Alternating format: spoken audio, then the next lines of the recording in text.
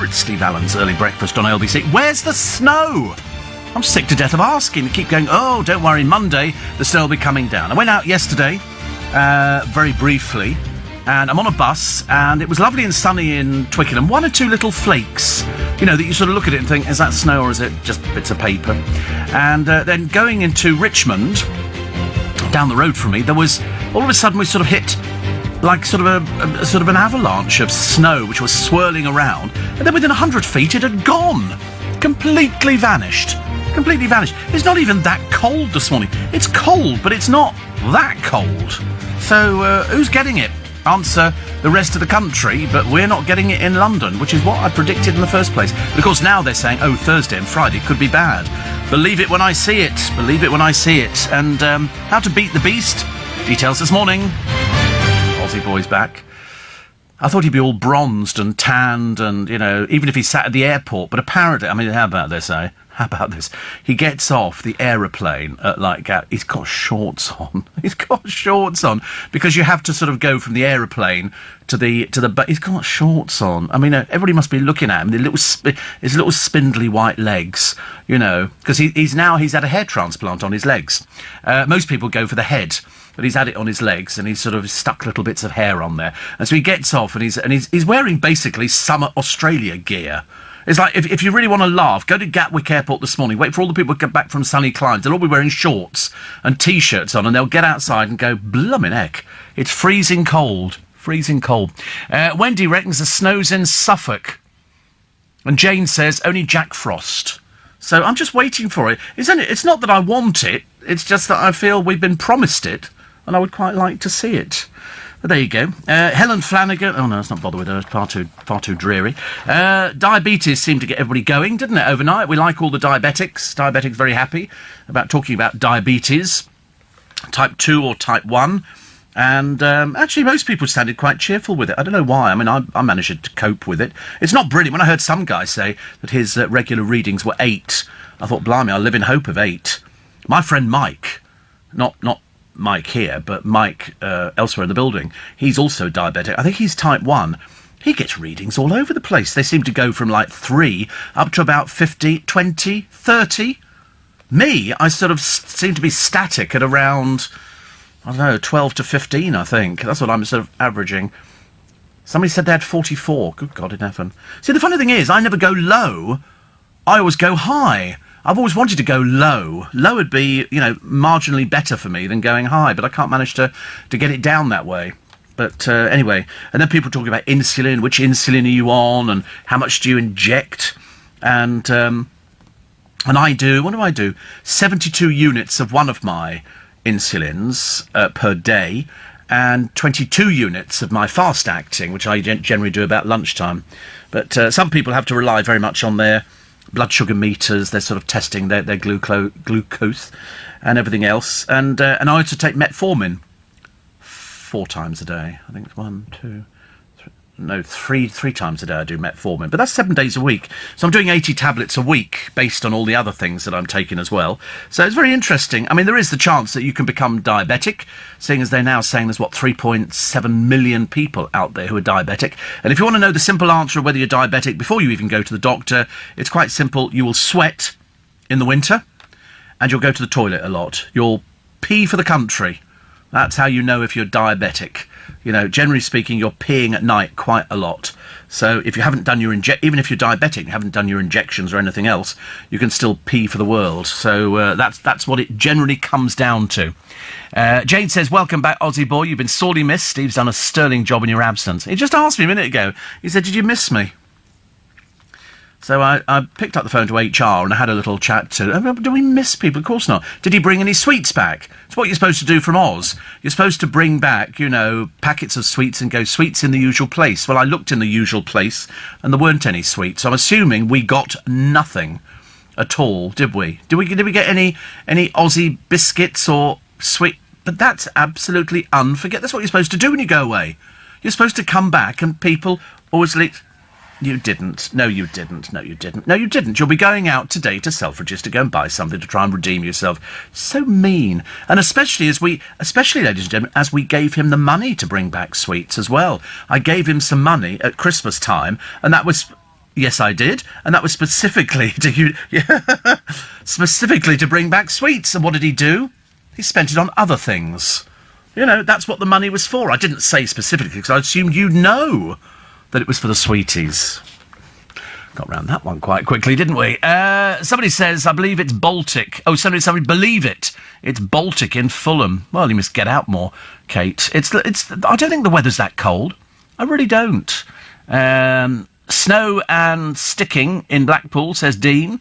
And somebody here at Wadge says, getting ready for the snow, it feels cold enough. I'm going to look outside through my window to check. I don't think there is any. There is no snow at all.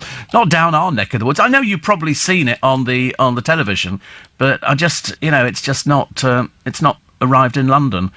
They've been quick to blame Russia for the cold weather, haven't they, says William in Newcastle. Well, I thought it was coming from Siberia. I thought that's where they said it was coming from originally. But it doesn't come over as snow, it comes over as moisture, which then, with the temperature, then turns it into snow. It's very pretty when you see it. But already, can you believe, wait for this, people have started stockpiling food. Oh, God in heaven, what a bunch of bozos. What a bunch of bozos. Like, we've got thousands upon thousands of supermarkets and people have been stockpiling food because they think that we won't be able to get any food. Need to get a life. Seriously, I can't believe people are that dumb, but they are. Kate says, did he bring Tim Tams? No, he didn't bring anything. He didn't bring anything at all. And as I say, I'd given him the money at Christmas. It was only a couple of months ago, for God's sake. You thought he would have remembered. He's now got that guilt factor. Oh, right, that's what the money was for. Yeah, that's what the money was for. Help him out a little bit with the flight. I got him an upgrade, because before he was clinging onto the wing. I managed to get him inside the plane, because he wasn't willing to spend for the seat, and he was sort of negotiating with him, going, perhaps I could share a seat with somebody. We had all this malarkey going on. Always makes it entertaining for us. In Suffolk, snowing during the day, says Mark. And overnight, and yes, we did hear more snow on the way here. We will see. Well, we've got nothing. We've got nothing here. I mean, believe you me, if we saw snow, Also, I'm surprised Aussie Boy's come back paler than when he went. You haven't got a bit of colour at all. It's makeup. That's a little bit of rouge you put on your cheeks to make it look as though you've got a bit of makeup. A bit of colour. You haven't got any colour at all. You're paler than when you went. It's the Irish in you. What do you want about the Irish in you? People don't want to hear that sort of talk. Not at this time of the morning. Really. And somebody says, I begin to feel cheated by the beast. Where's the snow? But you can tell Aussie Boy I've ordered a pair of men's lace-up Ugg boots from Sydney. Oh, my Lord. I'm not sure. Yeah. As Aussie Boy said, Zach, well chav, he goes. You're still pale, though. I thought you'd be... He said he was on the beach every day. He said it was, swimming apparently in a pool before he had his shower. In fact, knowing him, that was his shower. Takes a bar of Wright's coal tar soap into the pool with him. The only one that going, what are those bubbles around Mike? Oh, he's washing again, is he? Right. It was a billabong. Oh, right. Is that the one that the Jolly Swag Man camped by? I love the idea that a Jolly Swag Man can be camp. I quite like the idea. Once a Jolly Swagman camped by a billabong under the shade of a cooliebar tree. A cooliebar tree! We have oak, ash, lime. They have cooliebar. Cooliebar. It's not camp, is it, really? And he sang as he... What did he do? He sang as he... waited till his billy boiled. Because he got a little thing over... So he's, in other words, set fire to the desert. And then he starts singing about this bird called Matilda, because he's obviously off his trolley on some sort of herbal remedy that he's found in the ground. So, you'll come a waltzing... He's all by himself. Waltzing Matilda with me. And then he goes into the whole thing. But this time he's off and running. Waltzing Matilda, waltzing... And everybody's going, what's he talking about? And he goes, I don't know, somebody called Matilda. Who's ever been out with anybody called Matilda? Apart from the... actually, we do a story about Matilda. We have a story about Matildas. But we like the Jolly Swag Man. Because he just sounds like a fun person to be round till he starts moaning about his girlfriend called Matilda. So, there you go. So, and you would... So he's waited till his billy boiled. So that's a little can, isn't it, over a little fire. It's a what, dear? It's a what? A kettle. I think you mean kettle. It's double T, not K-E-double-D-L-E, not kettle. It's a kettle.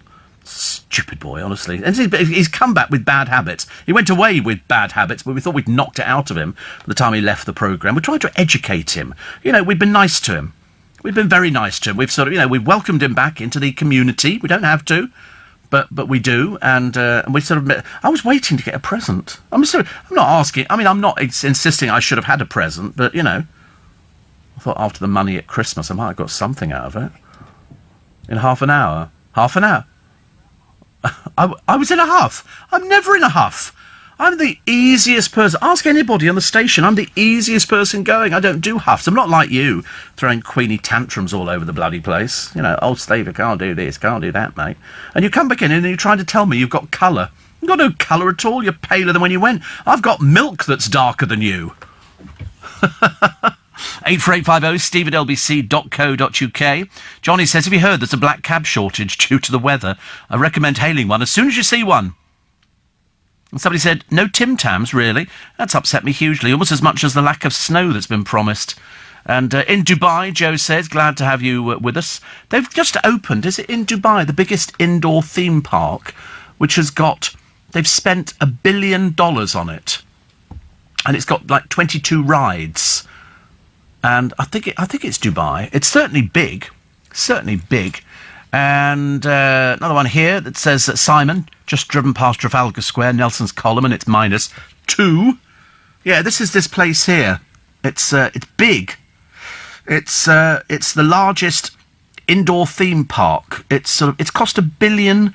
It's 1.5 million square feet.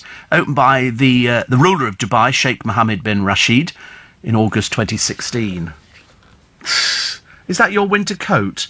-700 outside, and you've got like a little light summer jacket on. Oh right. Have you been home? Oh right.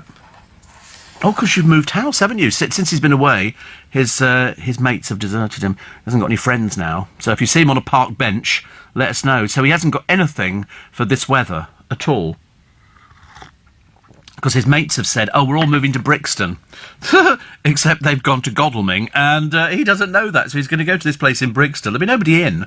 How are you going to get in at this time of the morning? Are they going to let you in? Are you going to a hotel tonight? Wow. God, you are so organised. Still no Tim Tams or a present. Don't want to make a big deal about it. Is it a posh hotel you're in? You're in a posh hotel tonight? No, well, you don't need to. I could find out easily because the main producer will be telling me after you've left the building.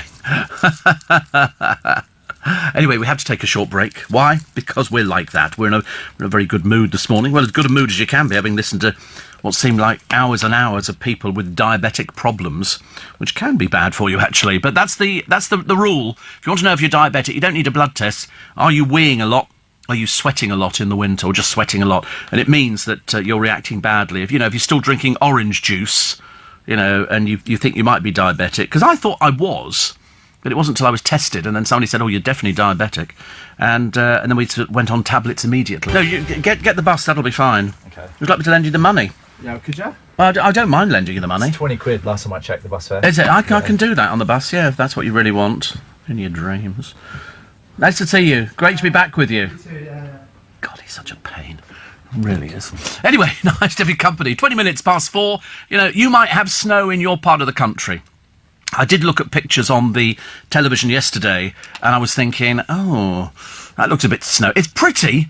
It's really, really pretty. And then I thought, I'm glad we don't have snow. And then they were saying, oh, we're going to have snow as well. And we haven't. Dallas says, love the song Waltzing Matilda. I don't understand how the swagman manages to shove a jumbuck in his tucker bag. Perhaps I've got miniatures. Is that what a jumbuck is? Is it a sheep? Once a jolly swagman camped by a billabong under the shade of a coolibah tree.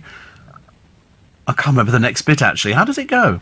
What's the next bit go? Have you got the words you can put up there? Because I can't quite remember exactly what it is. I remember once a jolly swagman. Well, not he is. He's a sort of a swagman. And at one point, he shoves a jumbuck in his tucker bag. Perhaps he's killed it. Perhaps he's killed the sheep. We don't know, actually. I'm intrigued by this. So, once a jolly swagman, he sang as that's right, under the shade of a coolibah tree, and he sang as he watched and waited till his billy boiled, you'll come a waltzing Matilda with me. Then we go into the waltzing Matilda bit. Down came a jumbuck, to drink at that billabong, up jumped the swag man and grabbed him with glee. And he sang as he shoved that jumbuck in his tucker bag, "You'll come a waltzing Matilda with me." Now, the sheep, of course, hasn't got the faintest idea what's gone on. One minute he's come down there, "Oh, look, there's a jolly swag man, da, da, da. What the dickens is going on?" And he shoves him in his tucker bag. Must have been a very small sheep. And then the chorus goes, "Up rode the squatter, mounted on his thoroughbred. Down came the troopers, 1, 2, 3. Whose is that jumbuck you've got in your tucker bag? You'll come a waltzing Matilda with me." And then, of course, up jumped the swag man and sprang into the billabong, at which point he'd probably eaten by a crocodile or something like that. "You'll never catch me alive," said he, "and his ghost may be heard as you pass by that billabong. You'll come a waltzing Matilda with me." And it goes into waltzing Matilda, waltzing Matilda. So it's actually really a very sad story. He's a thieving tow rag. He probably comes from sort of some sink estate somewhere by the billabong, and he nicks sheep. But as everybody's pointed out to me, not only just Dallas, but quite a few other people, it must have been a miniature sheep. You don't really get them in your tucker bag, do you? But nevertheless, we had a bit of fun at their expense. So people do sing that song, don't they? They do sing that song. I sang it this morning for you with gusto. "The snow melted in built-up Bromley," says Tara, "but boy was it cold with a broken boiler. I woke up to find it wasn't the bloke underneath my hand in bed. It was Squiggle the cat. She was already wearing her own fur coat, for goodness sake. Thank goodness for LBC. A long and cold day, waiting for the boiler man to arrive." Oh, I hope it's not a new boiler. Hope it's not a new boiler, because that'll be a couple of £1,000, a couple of £3,000 or something. They always see these the most expensive one is British Gas. A friend of mine used to work for them. Even he admitted they were fairly expensive. And I thought, boiler... Whereas a friend of mine had a boiler put in a few years back, and he paid £1,200, which seemed more reasonable, didn't it? Because that's what you don't want. And then they say, "Oh, take out 5-star insurance and take out this and take out that." But we get there. Mike and Mark in Key West. It's 28 degrees. Michael says, "How are you enjoying winter in London?" Well, actually, given the choice... Actually, Mike and Mark, I'd rather have cold than I would have heat. I don't do heat very good at all, I'm afraid. Wazza says, "The M2 south of Sittingbourne is treacherous. 2 to 3 inches of snow, not gritted at all." That's the worst thing, isn't it? It's when they actually don't grit the roads, and they should. They should, really. Kat, first-time listener, told to by my nan. I love that idea, nan. So everybody's got different names, haven't they, for them? Nana, Grandad, Nan, Gramps, all that kind of thing. And Aussie Boy says, "Ken is having you on if he says he was in the sun and is paler than when he left. For the last 10 days, the east coast of Australia has been sweltering in record temperatures of 40 degrees. He must have spent his holiday at the airport." Well, he was in Sydney, wasn't he? Was he in Sydney? Sydney and Perth. But the truth of the matter is, he just doesn't tan. He's just a pale person. And so he is paler than when he left the country. But that's okay. We don't mind that. We're sort of more than happy. He sort of potters in. He's got a really good deal on his hotel. Really good deal. I hope he's going to come back tomorrow and tell us what it was like, because I've seen the hotel on a few occasions. And I won't tell you which one it is. But I thought, well, how much that is a night? And he told me £80. And £80 is very good value, because I paid £64 for mine in Hackney. Funny thing is, in my Hackney hotel, when I stayed at the Premier Inn, he knows it. He said, "Is that the one on the Dalston Road?" I said, "Yeah, that's where we were." He said, "Was it noisy?" I said, "Never heard a thing. Never heard a thing." I wouldn't eat there apart from breakfast. Breakfast everybody was eating, because you could just keep going up and getting all the food and everything else. Now, all the papers this morning, as you are well aware, are either full of the weather or diabetes. They're obsessed with the weather, and they're as obsessed with diabetes, because the amount of people that have it has almost quadrupled. Dan the Postie says, "What's the matter with these people? It's not cold yet. I bet Kevin the Milkman's still in shorts." I know I am. I think that's quite funny, actually, because Kevin did admit a short while ago that he wasn't in shorts and hadn't been for a little while. It's just a bit too cold out there. But actually, even this morning I was talking to one of my friends, Nicola, and she said it's not even that cold outside. It's cold, but yesterday when we walked out the building to go home, produce for a night, it was a little bit chilly. But then I'm expecting it to be chilly. It's winter, for goodness sake. Doc's dodgy advice. Facebook is letting automated chat bots offer potentially dangerous, excuse me, health advice. I'll tell you about some of those a little bit later on. Also, Liam's briefs encountered. He walks out onto a hotel balcony knowing that there's paparazzi downstairs. They can get a picture of him. I mean, it's a bit sad, really. Be more excited if he'd walked out there with no clothes on at all. The Great British Flake-Off, meltdown as snow blast looms, panic buying, transport chaos. We haven't even had a major problem yet, but already it's the panic buying that I can't work out. Why would you want to panic buy? Why would you want to panic buy? Like there's going to be, we're going to run out of food or something. No, we're not. No, we're not. And so they've got minus 15 degrees, ice and snow blast, travel chaos and flaky advice. They were saying yesterday, make sure you're all home by 6 o'clock. Again, if you turned up at 10 o'clock, it wouldn't have made the slightest difference. Tatty by Shane. This is soap star Shane Ward. Another bloke who's exhibited himself on the internet is having his tattoos lasered off to boost the chances of bagging a role in a period drama. I'd learn to act first, dear, before you even worry about taking off things like that. 1 in 10 diabetic in UK City. Also, the boxer, after he fought, he won. The final words of Scott, 31, I'm glad we could put on a show. He died. At the age of 31, I suspect it was probably blocked arteries or something like that. It must be. This is Scott Westgarth. He had to be supported by coaching staff after his points victory in a 10-round contest, clearly in pain and holding his head in a post-match interview. He said of boxing, I just enjoy it. But unfortunately, that's the danger, isn't it? That's the danger of things like that. Lord knows what he had. Until we've had the autopsy, we won't know. But 31, very, very young. Very, very young indeed. Also, more on the breaking news. Now wrong with us working class folk. We deserve the posh pay too, says Lindsay Clark. Sun writer and northerner. Oh, God, here we go again. Small wonder there's a north-south divide. This is what we got from the girl who reads auto cue on the BBC's breakfast programme, and she does very well at it, and now she's complaining she's not earning posh money because she went to a state school. Biggest pile of garbage I've ever heard in my entire life. What are you telling me next? If you're over 6 foot tall, they're going to dock your pay. Ridiculous. I've never... So anyway, BBC pays posh girls more. No, it pays better presenters more.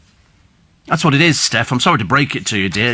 You're very sweet, you're very nice, a bit girly, little bit girly, but the accent doesn't bother us in the slightest. Why would you think people are bothered by your accent? They're not bothered. It's the BBC. Have you seen how diverse they are? They're not bothered by accents. You're the only ones bothered by it. And you've made such a pig's blanket out of it. It's dreadful. Steve, my house this morning, Crosby, Merseyside, -1. and Peter says it won't be warmer in so-called summer. I don't care, actually. And Steve says, I'm listening, feeling down. Why are you feeling down? Why would you feel down today? It's Tuesday. Should be a lovely day. Should be a lovely day. What's the matter with these people? Somebody else said it was a cold winter in San Antonio, Texas this year. Snowed for the first time in 30 years. I moved from the UK, says Mervyn, for better weather. Typical, it snows here on the year I decide to migrate. It's warmer. It's warming up now. Actually, in Rome they had snow. There's people kicking footballs around near the Colosseum because it's a tourist attraction. LBC News Time, 4:30. The latest headlines for you.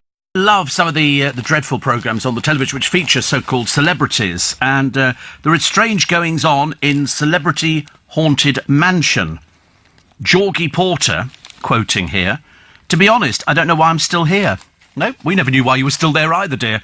I mean, talentless, which is interesting because Georgie Porter also said in Celebrity Haunted Mansion, which of course is wrong on so many different levels, they're not celebrities, and B, it's not haunted. But she says here, I've seen books fly off shelves before. The advice from everybody, including Ali Ross, is then write your autobiography, and you have my word, it won't budge. Poor old Georgie Porter, honestly. Spot cream 1 minute, celebrity haunted rubbish the next. And celebs go dating, Gemma Collins. I'm not here to entertain anybody. Job done then, dear. Job done. You didn't entertain anybody, either in your life or your fake life. But either way, it's rubbish. It really is. Electric shock dog collars are zapped. I can't believe that they came out, actually, but I've got a thing which I bought years ago which stops people snoring. You attach it to their wrist. It's got a little microphone on it, and every time they snore, like that, or heavy breathe, they get a zap in their hand, which frightened the life out of me. Frightened the life out of me. Steve, we had a flurry of snow, which was like the powdery stuff you get when unpacking a TV from the foamy packaging. Actually, I've seen... I went to Shepperton Studios once. They were doing a snow scene. And what was it? Paper. You can either have foam. I had foam at my show at the Fairfield Halls in Croydon, but you can have paper, and they get blocks of paper, which go into a shredding machine, and then there's a giant fan the other end, like an aircraft propeller, and it just swirls it round into the air. It looks fantastic, actually. Richard, the SuffolkGritting.com driver, he says, -8 and 1.5 inches of snow in Bury St Edmunds. Good Lord. Southend covered in snow, 3 inches, says John. Deserves it, really. Pat says 6 inches of snow in Maidstone and drifting in places, which is making it seem deeper. Don't go out, dear. You could lose yourself. That could be an absolute nightmare, couldn't it? A friend of mine says, I can't actually say anything on this one, actually. I can't say anything. Well, the latest on it is I've been invited. Okay, that's all I'll say. This friend of mine knows exactly what this is. And so I've been invited, but I can't go because I've got hospital to go to. So I've had to decline. You watch, I'm now waiting for the next text that comes again. Are you mad? Are you mad? I can just tell, actually.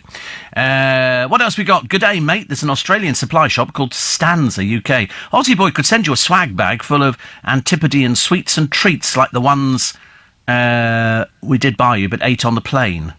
Well, it's a thought that counts.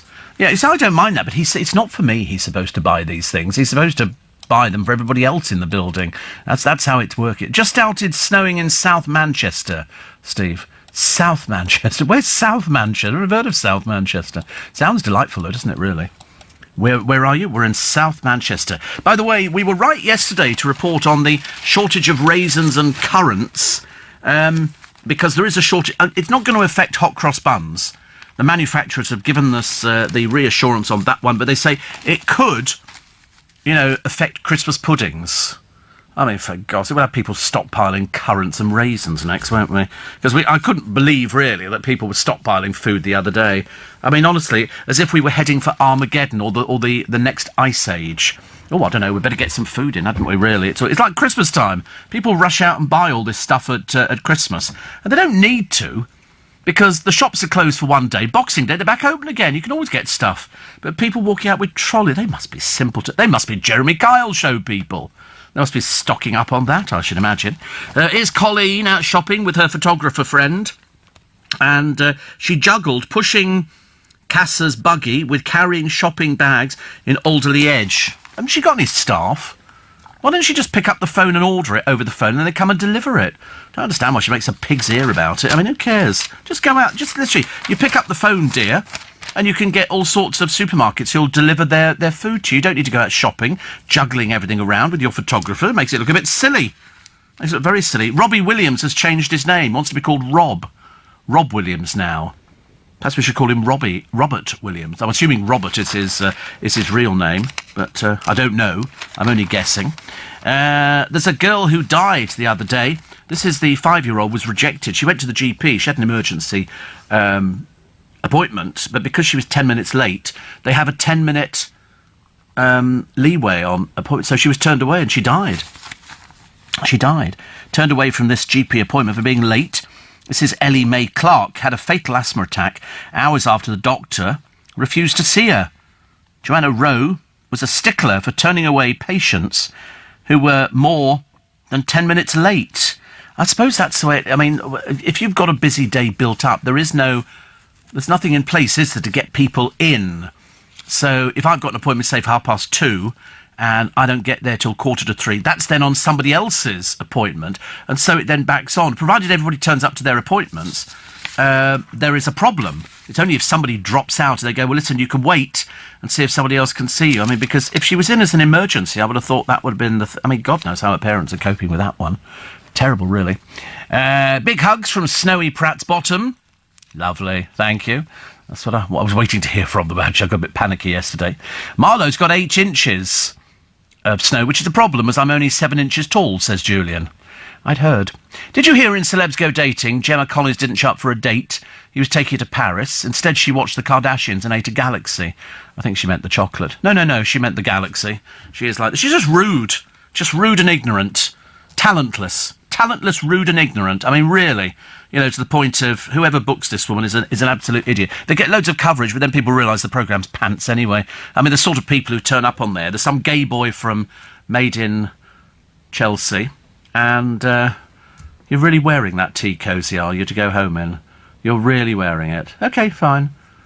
I mean, it's not treacherous conditions out here. This is London, there's no treacherous conditions. Look, it's treacherous here. This is in Rome, where all the priests are throwing snowballs and everything else, and the choir boys are trying to run away from the priests, and they're sort of, you know, throwing snow, whoa, whoa, we're going to get you, and all the rest of it. Because if you haven't, they can't have snow very often in Rome, can they? I did say, they don't get much snow in Rome. When they do get it, it's lovely. I used to love it as kids. We used to turn our benches upside down and go careering down hills. You're going to get a blizzard. Good. Well, I look forward to seeing it. This will be in London, will it, or just in your mind? Will it just be between your ears? If we could actually stick a light through your ear, would we see whoosh, clouds of smoke? You're a bit like Harry Potter, aren't you? In a straight... Well, you're nothing like Harry Potter, but I mean, because he was much younger. But I was just sort of thinking to myself that, you know, you think we're going to be cut off, don't you, by Friday? I bet we're not. I mean, if we are, I will apologise privately. And certainly won't be doing it publicly. That's a fact. I shall deny all knowledge of it. I shall deny all knowledge of the weather. Look, I mean, I'm looking at sort of places here. This is all very pretty. I don't know where it is, but it looks lovely. And there's people walking through the snow. An Aussie boy turns up at the airport with shorts on. Shorts, I ask you. You thought he'd have checked the weather forecast. You see, this is nice. This is a gritter. I hate gritting lorries. All that horrible... They give the gritting lorries names, do they? Like what? Gritting Lorry 1, Gritting Lorry 2. What do you mean? You mean proper names? Oh, right. Oh, joke nicknames. This is Kent County Council. They're out there. They've got it all. I mean, for the one time in the year you need it, and it's not every year, is it? But the senior highway manager of Kent County Council is Toby Howe, and he's obviously in charge of sort of getting these gritters out there. Because that's all I've got to do is go out in the early hours of the morning and just make sure that the roads are gritted. It doesn't seem to make any difference. We still get accidents, don't we? But I don't mind driving in it. I just don't want to drive in driving snow, you know, where it really sort of dry. I don't want to do things like that. That worries me. Not for me, but it worries me for, you know, for other people. I mean, you know, they've got all sorts of names. Luke Snowwalker will surely have the force with it. Also Sir Salter Scott and Sir Andy Flurry. They're quite mad, aren't they, down in Kent? Quite mad. What's this one here? Gritty Gritty Bang Bang, Gritty Gonzalez, Gritalica and Grittle McVitie. I mean, they're just...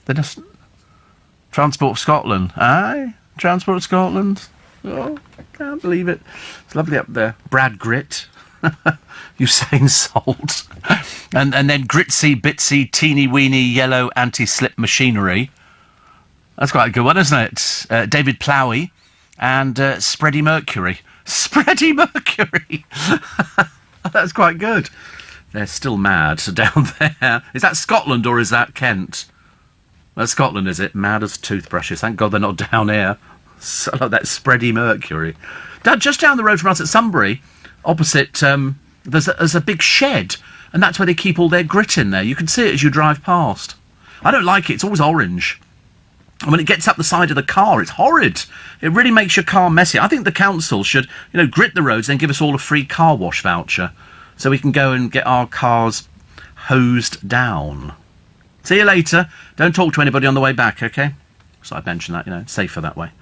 And but it's not... I don't think it's as cold in London as other parts of the country. Sometimes when it snows, it actually becomes a little bit warmer. A little bit. Calories on the menu curbs fat. Yeah. Women are too timid on pay. Who says so? Piers Morgan. He's blamed the gender pay gap on female stars being too timid to ask for salary increases. Because you can always ask, and they can either say yes or they can say no. It depends how they value. I don't quite understand how this northern Steph is complaining. She's on the breakfast television programme.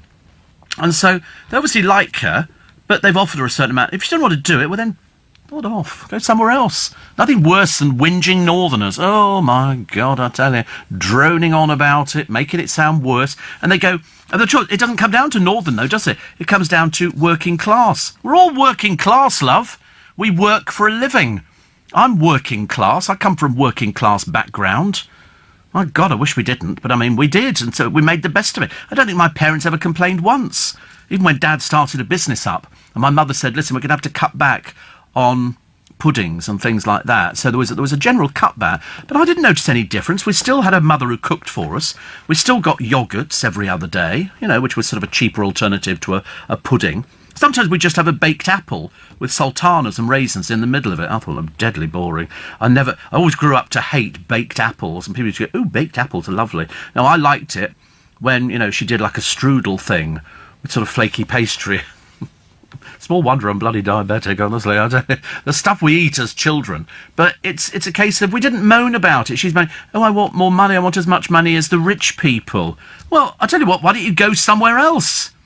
Go somewhere else, dear. Nothing worse than a whinging person with bleached hair, and the little haircut, the isometric look. It's all very good, but you've got a good job. If you don't like it, go somewhere where you think they'll pay you more. But just remember, at the BBC, you don't need to worry about ratings. They're not particularly bothered whether or not you get an audience or not, because they're still going to have the programme there. There's more people working on that show than anything else. Country File's fairly high, I believe. And in fact, all those programmes, when you actually see how many people are working on it, you think, does it really justify it? But they don't care. The BBC do what they want to do. So in other words, why don't you just go to them and say, can I have some more money, like the rich people that I'm so envious of?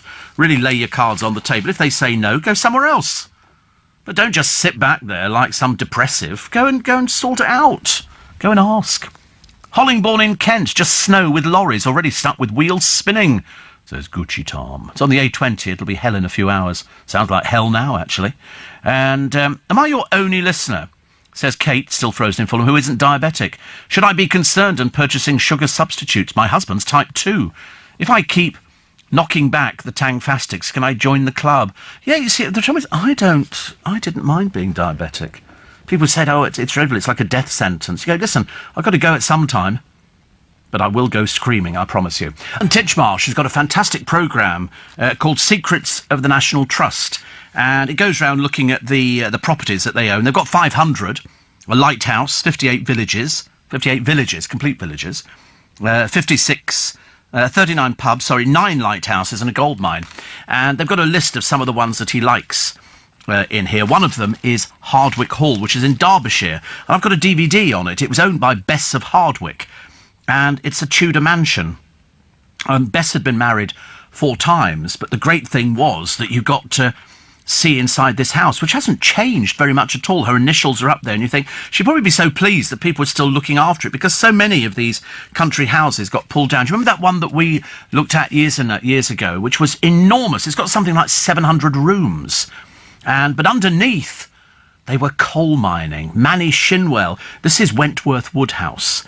And I'm really surprised that it's not been bought by the National Trust. It's got all these rooms, they say 300, but they're not too sure. They've got a park, an estate of 15,000 acres. The first original Jacobean house was built in 1793. And what they did, the value was appreciated from the large quantities of coal discovered on the estate. And Manny Shinwell, at the time, a rather nasty little piece of work, decided he didn't like rich people. And so and there are 2 houses, one that back onto each other, and so the family who now have it. When you go underneath the house, some of it the windows have dropped.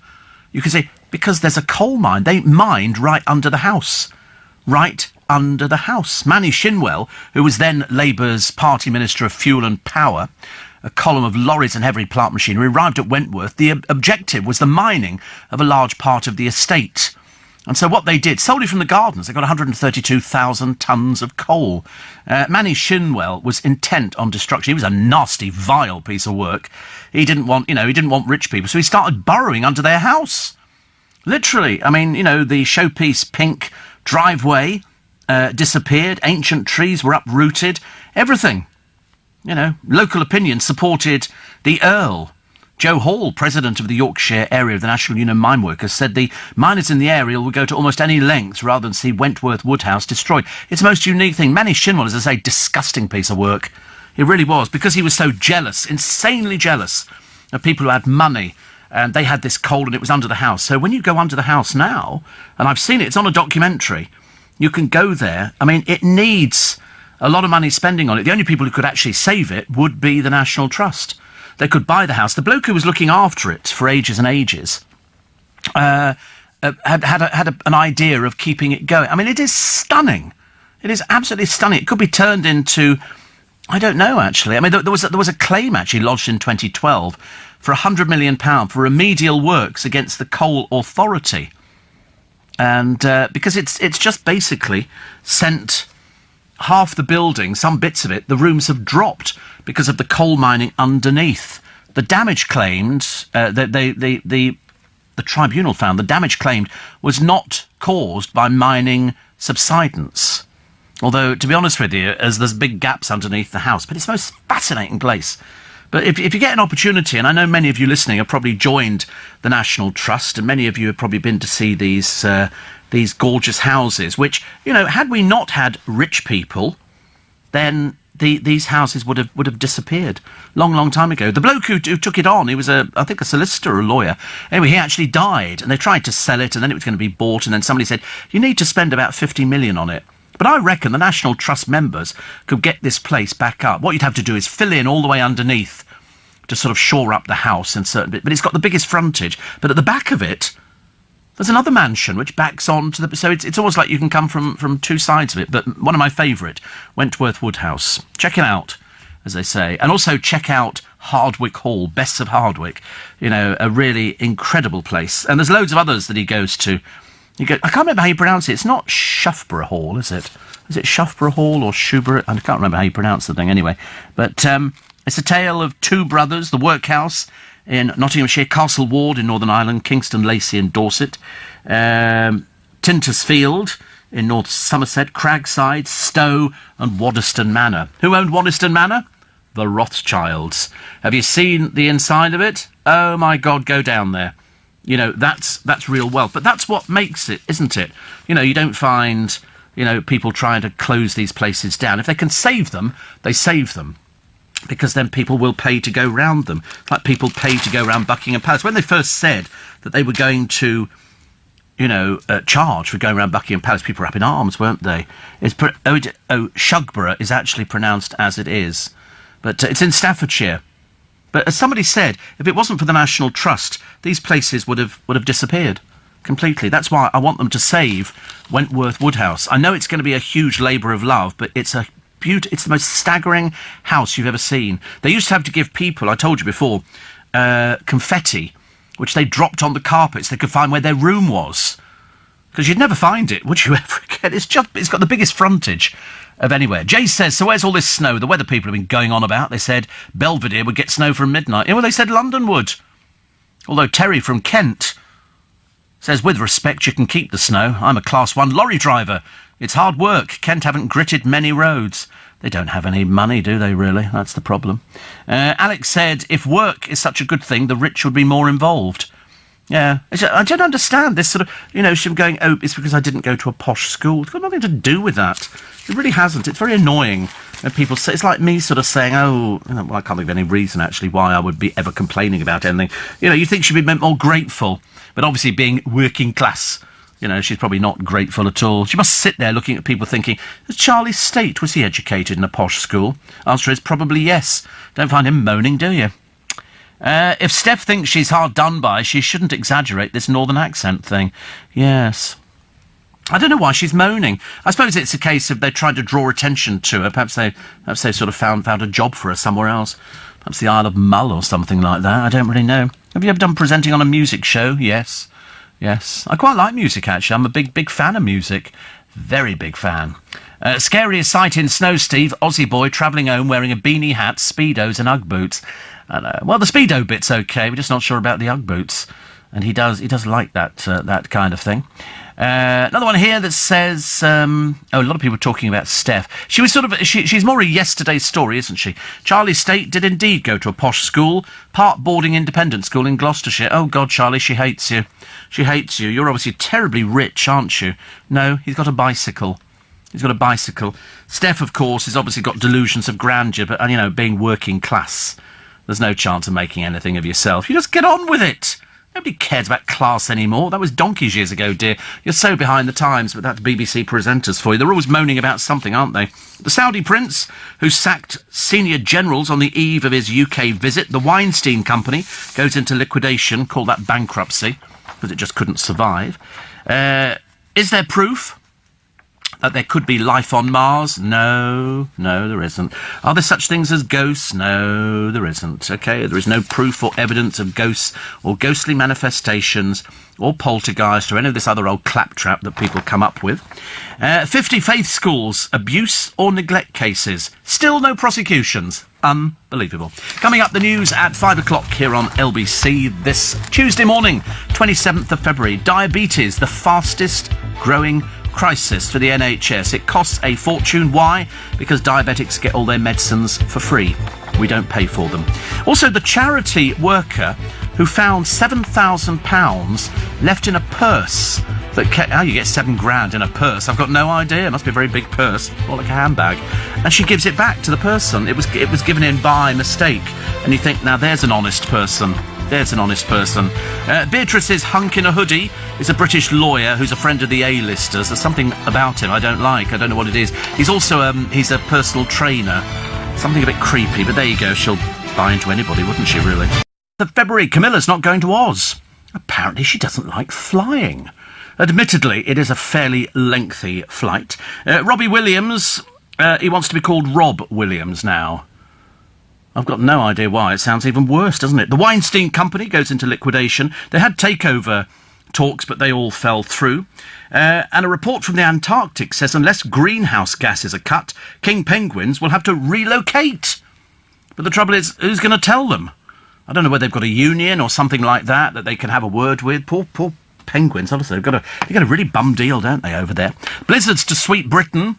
As I say, in certain parts of the country, we know that they've had snow. In London, we've had a few little flurries. Nothing really to worry about.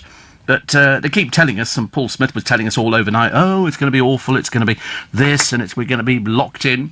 And on the basis of that, some people have been out to the supermarkets stockpiling food. Like they're really stupid. Why would you be stockpiling food?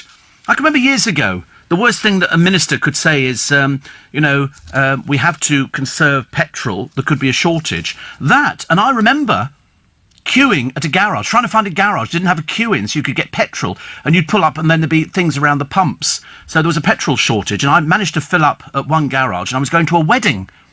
And I had to drive all the way down to Essex to Bishop Stortford. And I remember thinking, I can't even drive around because I might not have any more petrol left. And it wasn't that there was a shortage, it's just that everybody wanted it at the same time. I can remember years ago, a bread shortage. People coming out of supermarkets with trolleys piled high with bread. Real stupid people. Sugar shortage. It's just ridiculous, isn't it? It's just ridiculous. So there is no shortage of food. There is no, you're going to be cut off for days on end. It's just this week. Next week, you'll be sunbathing, I promise you. There's none of this. You don't need to worry about it. But people panic, don't they? Do you remember when do you remember the stories of the people stockpiling petrol? There was one woman, she filled up a bath at home with petrol. And you think, you can't be that stupid. And of course she was. There was another woman, she had it in the kitchen, and she had bowls of petrol. She didn't realise, she wasn't bright enough to realise, that petrol gives off an odour. And the odour, if you could see it, it floats above the ground. It doesn't do anything else. So when she lit the gas cooker, the place blew up. Because it just ignites that floating bit a lot. I mean, really, honestly. You do give up, don't you, really? Vigilante campaign to drive beggars out of Torquay, slammed by the police and council. Although I think in Ely, they've adopted a situation, I think that was the place we mentioned the other day, I might be there, it might be somewhere else, where they've started photographing beggars because they've said they're not homeless. And they've literally moved on of their own. So what they'll do is they'll go and set up somewhere else. But in Ely, they said that all of our beggars are fraudsters. They're just people who want to take your money. They're not homeless at all. Because if you see somebody sitting by the side of the road, you think the same as I do, oh, they're homeless. Well, we've seen people exposed by the newspapers before now. They say, oh, the person here, then look what? He gets up, he goes round the corner, gets into his car and goes home. There was one bloke lived in Fulham. He'd been begging for years, and people are saying he's not homeless, he's got a flat. Because you don't know, do you? When you see them, they sit there with their sort of dogs, you know, and they're not looking for food or hot drink. They're looking for money. They want money. We've had them on the trains before now. It's dreadful, it really is. The world's most luxurious hotel rooms, not for the like of you and I. Piers Morgan says he quit GMB, this is ages ago, because he didn't want to get up early anymore. They wanted him there for 4, and he went, no, I'll quit. And they said, well, what sort of time do you want to turn up? And he said 6. So they let him turn up at 6, which kind of works, actually, doesn't it? Usain Bolt has been tipped for a starring role in Davy Boy Beckham's new football team in Miami. Might as well whistle in the wind, dear. They're nowhere near that. It'll be years down the line. Years and years and years. Plus, what was the other one? Oh, the Saudi prince, who sacked senior generals on the eve of a UK visit, and the wedding caterer, who served up biscuits from Asda still in their packaging. I mean, really? What a rip-off. What a rip-off. And will.i.am scam. Not everything signed by him has actually been signed by him. Apparently he has AutoPen. And if you don't know what it is, I'll tell you about it a little bit later on. We take all your texts and emails this morning. 84850 steve@lbc.co.uk. Shugborough Hall has a semicircular coach house now converted into dwellings, which you would love, says Pat. Shugborough, of course, was the ancestral home of the late Patrick Lord Lichfield. Yes, I knew I'd heard of it before, I just couldn't remember. And, Steve, be careful when you mock ghosts. I once made fun of ghosts, and sure enough, 30 years later, the cat died. Woo! Scary, scary. It's just fraudulent. I think it's absolute fraud. You know, you've got little Christine, who's so desperate to try and get a programme on television which sort of portrays her as anything other than a bland presenter. And it's about ghosts, and they've got stupid people like Georgie Porter who go, she can't understand why she's there. No, we couldn't understand either. Katie Price, who begged to be on a programme, another one who's fraudulent when it comes to ghosts. There's no such thing as ghosts. OK, they do not exist. Once you're dead, you're dead. You don't come back. You don't communicate with Looney Tunes standing on a stage somewhere. None of this happens. When you die, you die. There's no people who... They haven't transitioned to the other side. It's none of that. That's just codswallop. Absolute codswallop. Freezing this morning, says Mike. And I've tuned 5 ambulances to LBC so as to contribute to the spike. It's the Victoria Cross for me. Oh, even more. Probably a knighthood, I shouldn't wonder. And Mick says he still has his petrol coupons from the shortage in the 70s. Yes, I had petrol coupons as well. Why I didn't keep them, I've got no idea. Peter says, I wish there was a shortage of stupid people. Yes, you can only hope that if there are such things as ghosts, they take these people away and spirit them to another world, like they did in the film Ghost. You know, when he gets knocked over and the bloke dies, and then these other ghosts go, ooh, take him away, and he floats off, you know, like all the people with the umbrellas in Mary Poppins, before she sort of floats in on her umbrella. Bishop Stortford is in Hertfordshire, not Essex, says Stuart. Did we say Bishop Stortford was in Essex? Did we? Well, I've moved it. All right, so there you go. So you're stuck with it. It's in Essex now. I've decided. I'm putting up with people like you at this time of the morning, honestly. Bishop Stortford, who on earth do you think you are? Bishop Stortford, famous for nothing. Thank you. En route to Penzance, weather cold but roads clear. Nice conditions, says John, the Iceland driver. I get all the big companies on this programme, I tell you. I get people doing deliveries and stuff. Why not?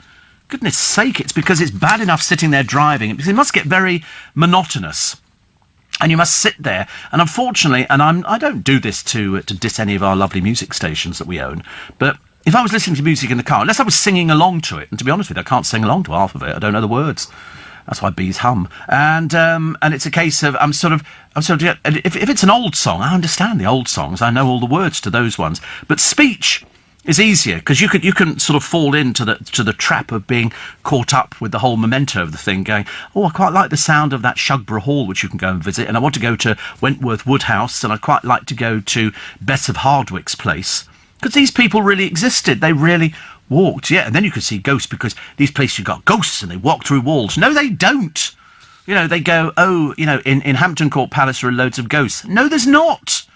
There's just walls. There's no walls retaining things, you know. It's just ridiculous. It's just ridiculous. So, you know, but anyway, it keeps 3 really naff programmes going.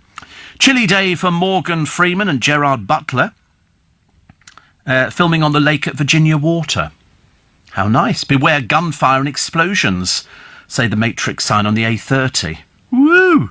That's a bit flash, isn't it? I quite like... Because yesterday on the Matrix sign, we had James O'Brien. I, of course, have never been on a Matrix sign. Don't really want to be on one, actually. I don't think I've got any good pictures to take. I really don't. Glenn in Harlow says, I was in Romford on Saturday doing some shopping, and a so-called homeless man asked for a spare 50p. I got out a handful of pound coins and said, have you got change of a quid? He walked off. Not surprised. They're so ungrateful, people, aren't they? It's Link Angel Has Fallen filming. Postponed for 3 weeks. Get Surrey. So there you go. So Angel Has Fallen. That's what they're filming, and they do get up early. Film people. I remember Michael Caine. My name is Michael Caine. He used to listen to this programme when he was going in filming. He did actually say to one of our reporters, I can't believe what he says on the programme. I was quite impressed. I thought, little Michael Caine. What next? Vernon Kay, I suppose. We'll be getting Vernon Kay writing in, which I don't mind either.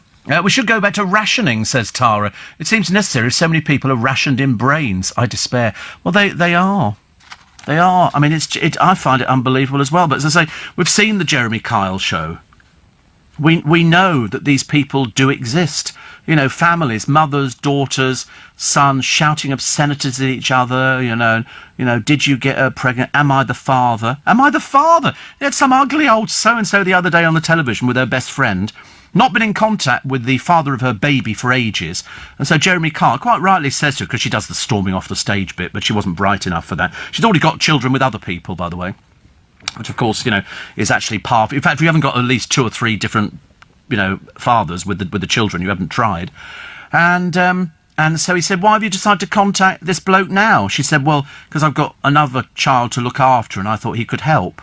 That's the mentality of it. That was really the mentality. And so then they do, let's go, come onto the stage, let's go through the charade of finding out who the father of this poor kid is, who's going to come into your world, which doesn't sound that exciting. And so the bloke's sitting there, and he's a bit of a hefty hideaway sort of bloke. He's this and that, and he doesn't know, and she's not sure who she's had sex with. And then he goes, right, the test proves that you, whatever his name was, Ryan or something, I can't remember, are the father of the child. He promptly bursts into tears. I mean, seriously, these people are that dim. He burst into tears. I couldn't quite understand why he was crying. You thought you'd be quite pleased, but there again, she'd sort of kept away, because you've threatened us and all this kind of thing. But you want him back to look after the kiddie. As I say, it's a mixed message that is sending out. Amber says, do you believe in reincarnation? A person died and transitions to another person. No, don't be silly. There is no such thing as reincarnation. There really isn't. It is the dust to dust, ashes to ashes, and there's no morphing into somebody else's body. Okay, try and be realistic about this, because otherwise, how does that explain Yorgie Porter? What was she transitioned from? A mule? Somebody with a very small brain? Looking at Wentworth Woodhouse website, looks like a lovely place, says Dean. I told you, it's fascinating. You must get I think you'll find on YouTube, there is a documentary on Wentworth Woodhouse. It's fascinating. It really is. When you look at the size of this house and how much money these people must have had to build it. See, I'm never jealous of anything like that. I just think, thank God we've still got them. Thank God we've still got these beautiful buildings. Steve, Bishop Stortford is famous because Posh and Becks lived there in Beckenham Palace in Hertfordshire. Yeah, I know. I used to pass it all the time, Angie. I know. Unfortunately, they've actually sold it now because I don't think they live there very often. The parents lived there. And now they live in a tree house, don't they, in some other part of the country. But it's not a tree house, it's just a garden shed. But they think it's a tree house, Gloucestershire or somewhere like that. And they've got that naff place in Notting Hill, apparently worth 30 million, but the worst one I've ever seen. So badly decorated, so badly decorated. Then they've got a place abroad. He's apparently in Miami, and she's not. I don't really know what they're doing, actually. We haven't had a story about the Beckham offspring for ages. Must be due one, mustn't we? Around here, Steve, says Andy in Mansfield, any 15-year-old girl who isn't pushing a double buggy is considered a slacker. Steph McGovern, by the way, was the common working-class girl who's envious of just about anybody who makes any more money than her. It must be a nightmare being her. I wouldn't mind, but she's on a big programme. People get to do her makeup and look after her and bring her cups of tea, and she's still moaning at the money. She's earning about £200,000. Not that difficult to put a skirt on it and sit there and read something off an auto cue, although perhaps it is, actually. Middlesbrough Steve says Mick has been put on the map by people appearing on the Jeremy Kyle show and a moaning presenter. Yes, and the worst thing about heavy snow is the potholes after the snow melts. After we have snow, the New York City streets become difficult to drive on because of the potholes. People here also panic buy, says Charles in NYC. It's not just a thing when there's snow. We panic buy even if it's a little storm. I always wonder what they do with all the batteries, flashlights, snow blowers and shovels, because they're always constantly buying the same items for every storm. Steve, what are the things you experience on a Ouija board? There's something out there going on, don't you think? No, I don't. I'm really sorry. I don't think there's anything going on out there. I don't believe there's any ghosts. There's no reincarnation. There's no spirits. There's no people who can't make it into the next world because they murdered somebody. There's no children crying. There's none of that sort of stuff. It's just a load of old baloney made up by people who basically have got a drink problem. I mean, that's what it turns out most of the time. You can always find third-rate Z-listers who will tell you something about that. It just doesn't exist. It just does not exist. You know, you could always say... there's always an answer for everything. And, you know, when people sort of say, oh, you know, and we're now going to try and contact the dead, you can't. They're dead. That's the whole idea. Otherwise, they'd be alive. But they're not. Angel is a code name for Air Force One. We don't have Air Force One. That's the American one, isn't it? All right. I know the lady who wrote George Bush's speeches back in the 90s. She told me that fun fact. I'm guessing the Morgan Freeman and Gerard Butler filming is the follow-up to London Has Fallen. I don't know, actually. But a lot of people film over here because it's cheap. It's very cheap. They don't have to sort of go for all the expensive stuff. I quite like the idea that we film. I'm just always amazed how many people it takes to do filming. I mean, seriously, it takes loads and loads of people to do filming. You know, you don't just... If ever you look at a film and then you get all the credits afterwards, you get things like Best Dolly Grip, Best Boy. You know, you never see Best Girl. It's always Best Boy for some reason. And then it's got the catering and all the other little bits and pieces. Front page of the Mirror this morning. The day the sea froze over and there's worse to come. Well, I'm sure there is, but we haven't seen it yet. I don't want to scaremonger you, but, you know, they keep saying, ooh, you should really be sort of good about that. So Amanda Holden gets done on a gotcha, basically, on Anton Deck's show, which is, you know, it's very good, but they could do it, as was pointed out the other day, with their eyes closed. And she gets done on QVC. How appropriate. Same agent as Anton Deck, and they basically do a free plug for her stuff, which promptly sells out. I thought that was illegal. I didn't know you were allowed to do free plugs on the television. Mamma Mia's been cancelled, the show at the Novello, because the flu bug, which spread through the cast and crew, the virus whizzed through everybody. You would think that in this building, wouldn't you? But in fact, we've all been, you know, fairly lucky. Haven't had a sniff for ages. O'Brien was coughing like a good one the other day. Darren's still in, is he? I said to him, it'll go for about 7 or 8 days. Don't worry about it. Ken Dodd thanks the fans and the staff as he leaves hospital. He's 90. He's 90. I mean, for goodness sake, he's still alive. That in itself is a miracle. I think so. Liam puts his home up for sale at 9.8 million. So he's got a 5-bed LA mansion. Amid ongoing claims that his relationship with old Cheryl is finished. Does it really matter? Who cares about it? I couldn't care less whether they go out, whether they don't go out. It's got nothing to do with us. You know, they don't come round and pry into what we're all doing there. If he's going to finish with her, let him finish with her. But then can we turn around to her and go, you lied, you lied, you lied. You knew it was on the rocks. We told you it was on the rocks. Because they're just not behaving. I don't want to make her out. I know, I'm sorry about that. Sorry, Sharon, I know what you're like when you're riled. Aren't you? I mean, she can't be drinking at this time of the morning, surely. I mean, that wouldn't be very appropriate at all, would it? But the former One Direction singer has put the luxury pad on the market for 9.8 million. He bought it for 8 million. You'll have to drop the prices. The prices are dropping all over the place there, Liam. So I suspect you'd be lucky to get 5.5 million for it. But, I mean, don't take my word for it. Go with the experts. But Cheryl is thought to be house hunting after deciding to move out of Liam's Surrey mansion. In fact, she basically doesn't have anywhere. She's sort of like a gypsy. She sort of wanders from house to house to house, but doesn't have one. But she's got £20 million. But you know what she's like? Tight. You know, what sort of... Because it's no good. If you're Cheryl Tweedy, and she has been Cheryl just about everything, you know, you can't have her moving in a little house. I've got a nice house for you, love. But out of your price bracket, it's in... Wentworth. It's on the Wentworth estate, and it's very nice. Would suit you because you are a huge international celebrity. Not. And it's about 19 million. Now, that's quite reasonable for the Wentworth estate. It's got a swimming pool. They said it's a great house for entertaining. which of course would be totally useless for you because you don't appear to have any friends. I mean, you can't just be you and that pale-faced one from the Girls Aloud group. Sarah Hardy you wouldn't trust around there anyway because it's got a bar and it's got a big swimming pool. You know, perhaps she could be fit and healthy. There was a rumour that Girls Aloud were going to get back together. Music lovers have clubbed together to say please don't.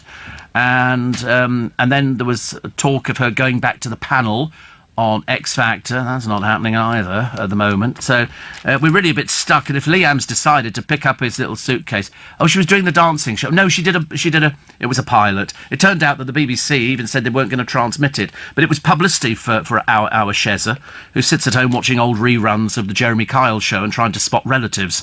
And she. I mean that in a caring way, as you understand. And so I don't know where she goes from here. If she's going to have a big house for entertaining, she really doesn't have any friends. You don't see her out, you know, with loads of people, big party, you know, everybody in Shezza having a good time. It's like Victoria Beckham. She shouldn't appear to have any friends either. I don't know what, you know, perhaps she's busy sort of working all the time. But if Liam decides to sort of get rid of her, he's still got all this money sitting in the bank and she's got nothing. So I don't know what's going to happen there. But he'll have to maintain contact with his child. She can't do anything about that, so you don't want to upset her too much, Liam, if you were thinking about it, and we don't know if you are at the moment. Other stories in the papers today. A bit icy. Up to 12 inches of snow on the way, they say. Yeah, believe it when I see it. I mean, it depends if it drifts. Perhaps all these people are stockpiling. Perhaps they've sort of... I don't know what they've stockpiled. I mean, bread you can freeze and put it in your toaster afterwards. That's okay. I suppose beans, bacon. But you've got to check the sell-by dates on all this stuff. You're not too bad with tins, are you? Tins you can probably go years, I should imagine.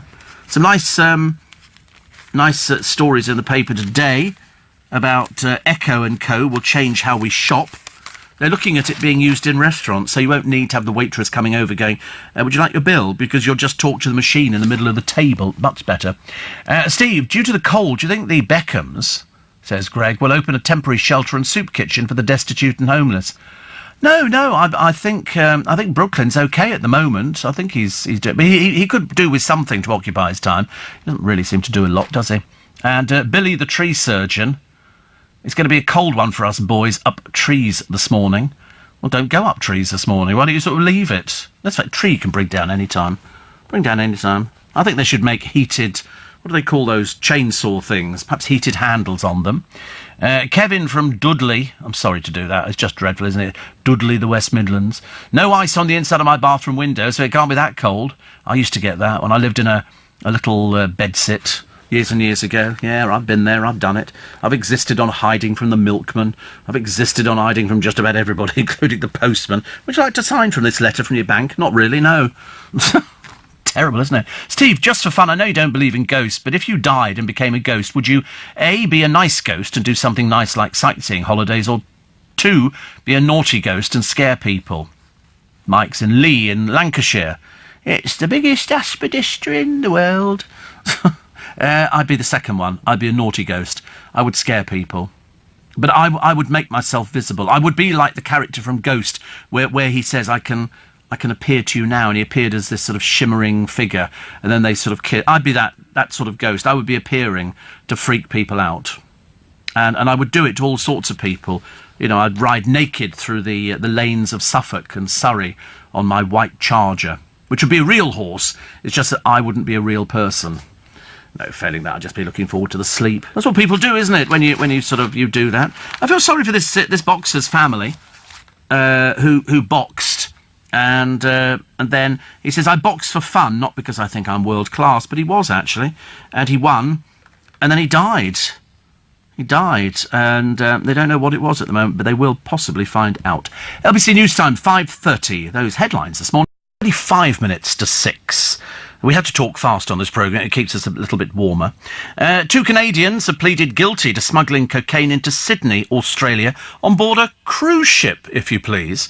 This is Melina Roberge and Andre Tamine. She's 23 and he's 64. They'd initially denied their roles in the importation of the drug, 210 pounds of it. They changed their plea ahead of a trial that was due to start this week. A third one was sentenced to jail over her part in the crime. It's worth about 12 million quid, I think.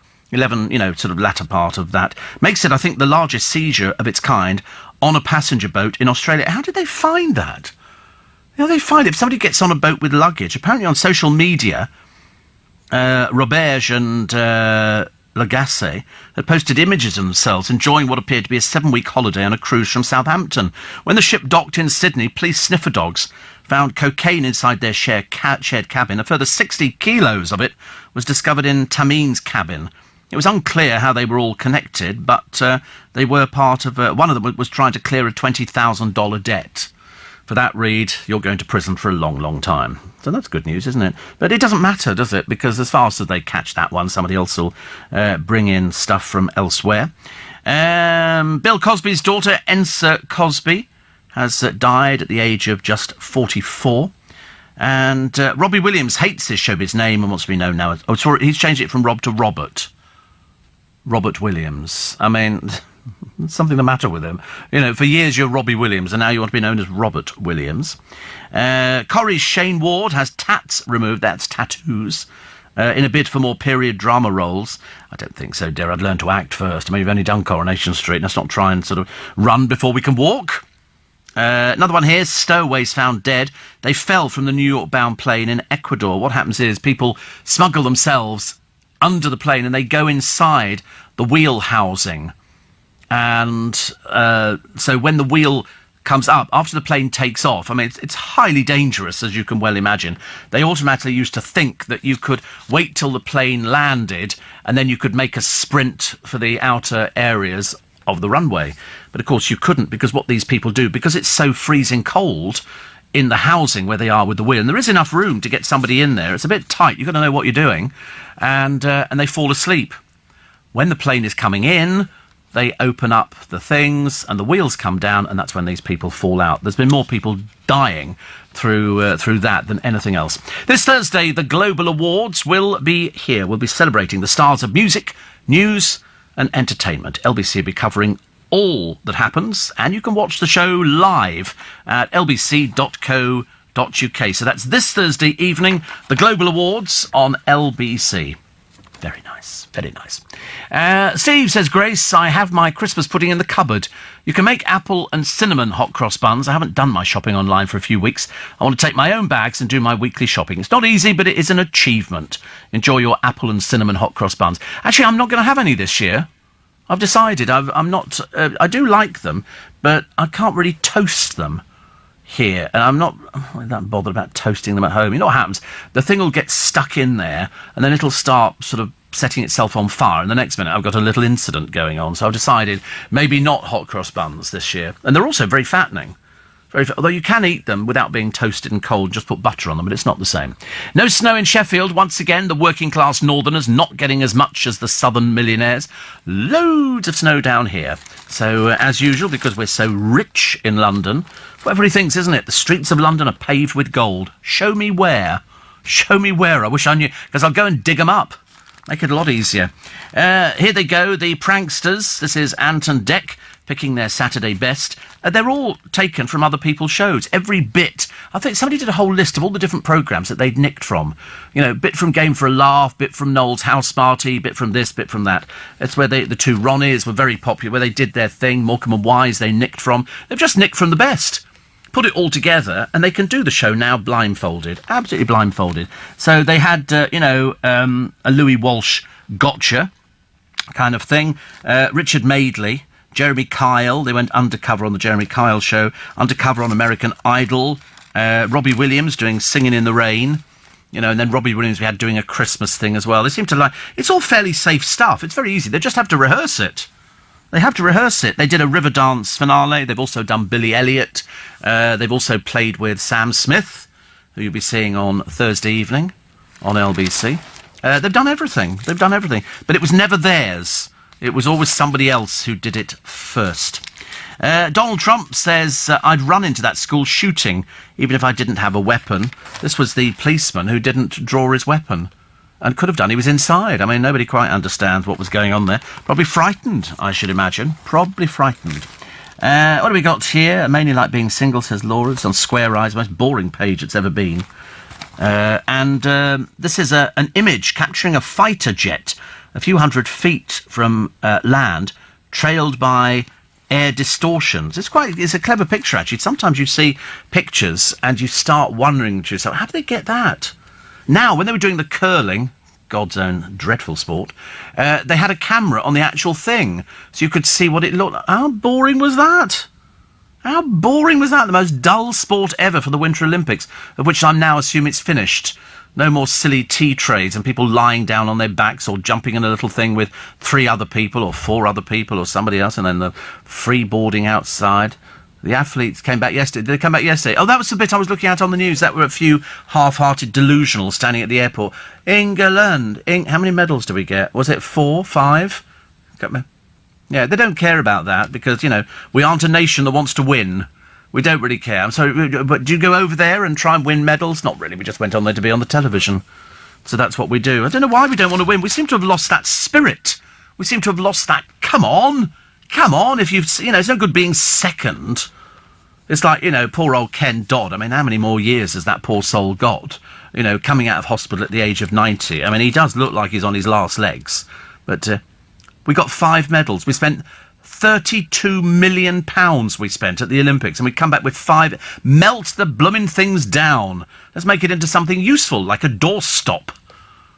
5 medals, 1 gold and 4 bronze. God, we can't even get silvers. We can't. What's the point of doing it? I could have gone out there and probably scored just as well as they did. I could get my little brush out, and in front of that little roundy thing with a handle on the top, I could do that. That's, it's obviously not so difficult, is it? If they managed a bronze and they go, oh, at least we got bronze. You go, you're supposed to be aiming for gold. That's the whole idea. Go for gold. That was a very good programme, wasn't it? That was the only one that ever, I think, going for gold was Henry Kelly. And I think it was the only programme on the television where Henry, with his lovely Irish lilt, was doing questions in English to foreign players. You get somebody from Belgium. What do you name? My name is Hans from Belgium. OK, so tell us, Hans, what do you think about the monumental district? And Hans would be going, I don't know the answer to this. I thought, he doesn't even understand the question. It was the only programme where the British team seemed to do quite well because they could understand him, but all the foreign people couldn't understand him. It was the oddest programme, going for gold. I've had my fill of pothole to be saying that. Anybody who's just come out of the ice and snow regime, a retired builder. He's fixed 200. It's obviously an obsession, isn't it, or something like that. Also, the football pros in the sport fraud have been jailed. This is, I think it was as far back as 2011. The Mirror exposed Mark Azelwood and Paul Sugri. They were 2 amateur players. Because they vowed to help school and college kids gain an NVQ in activity, leadership and provide full-time training and coaching. But unfortunately, most of the students, hundreds of them on their books, didn't even exist. They were convicted of conspiracy to commit fraud. I think they've gone to prison for about 7 years. It raked in a lot of money. These people, they get caught. Eventually they get caught, and then they seem surprised when we send them to prison.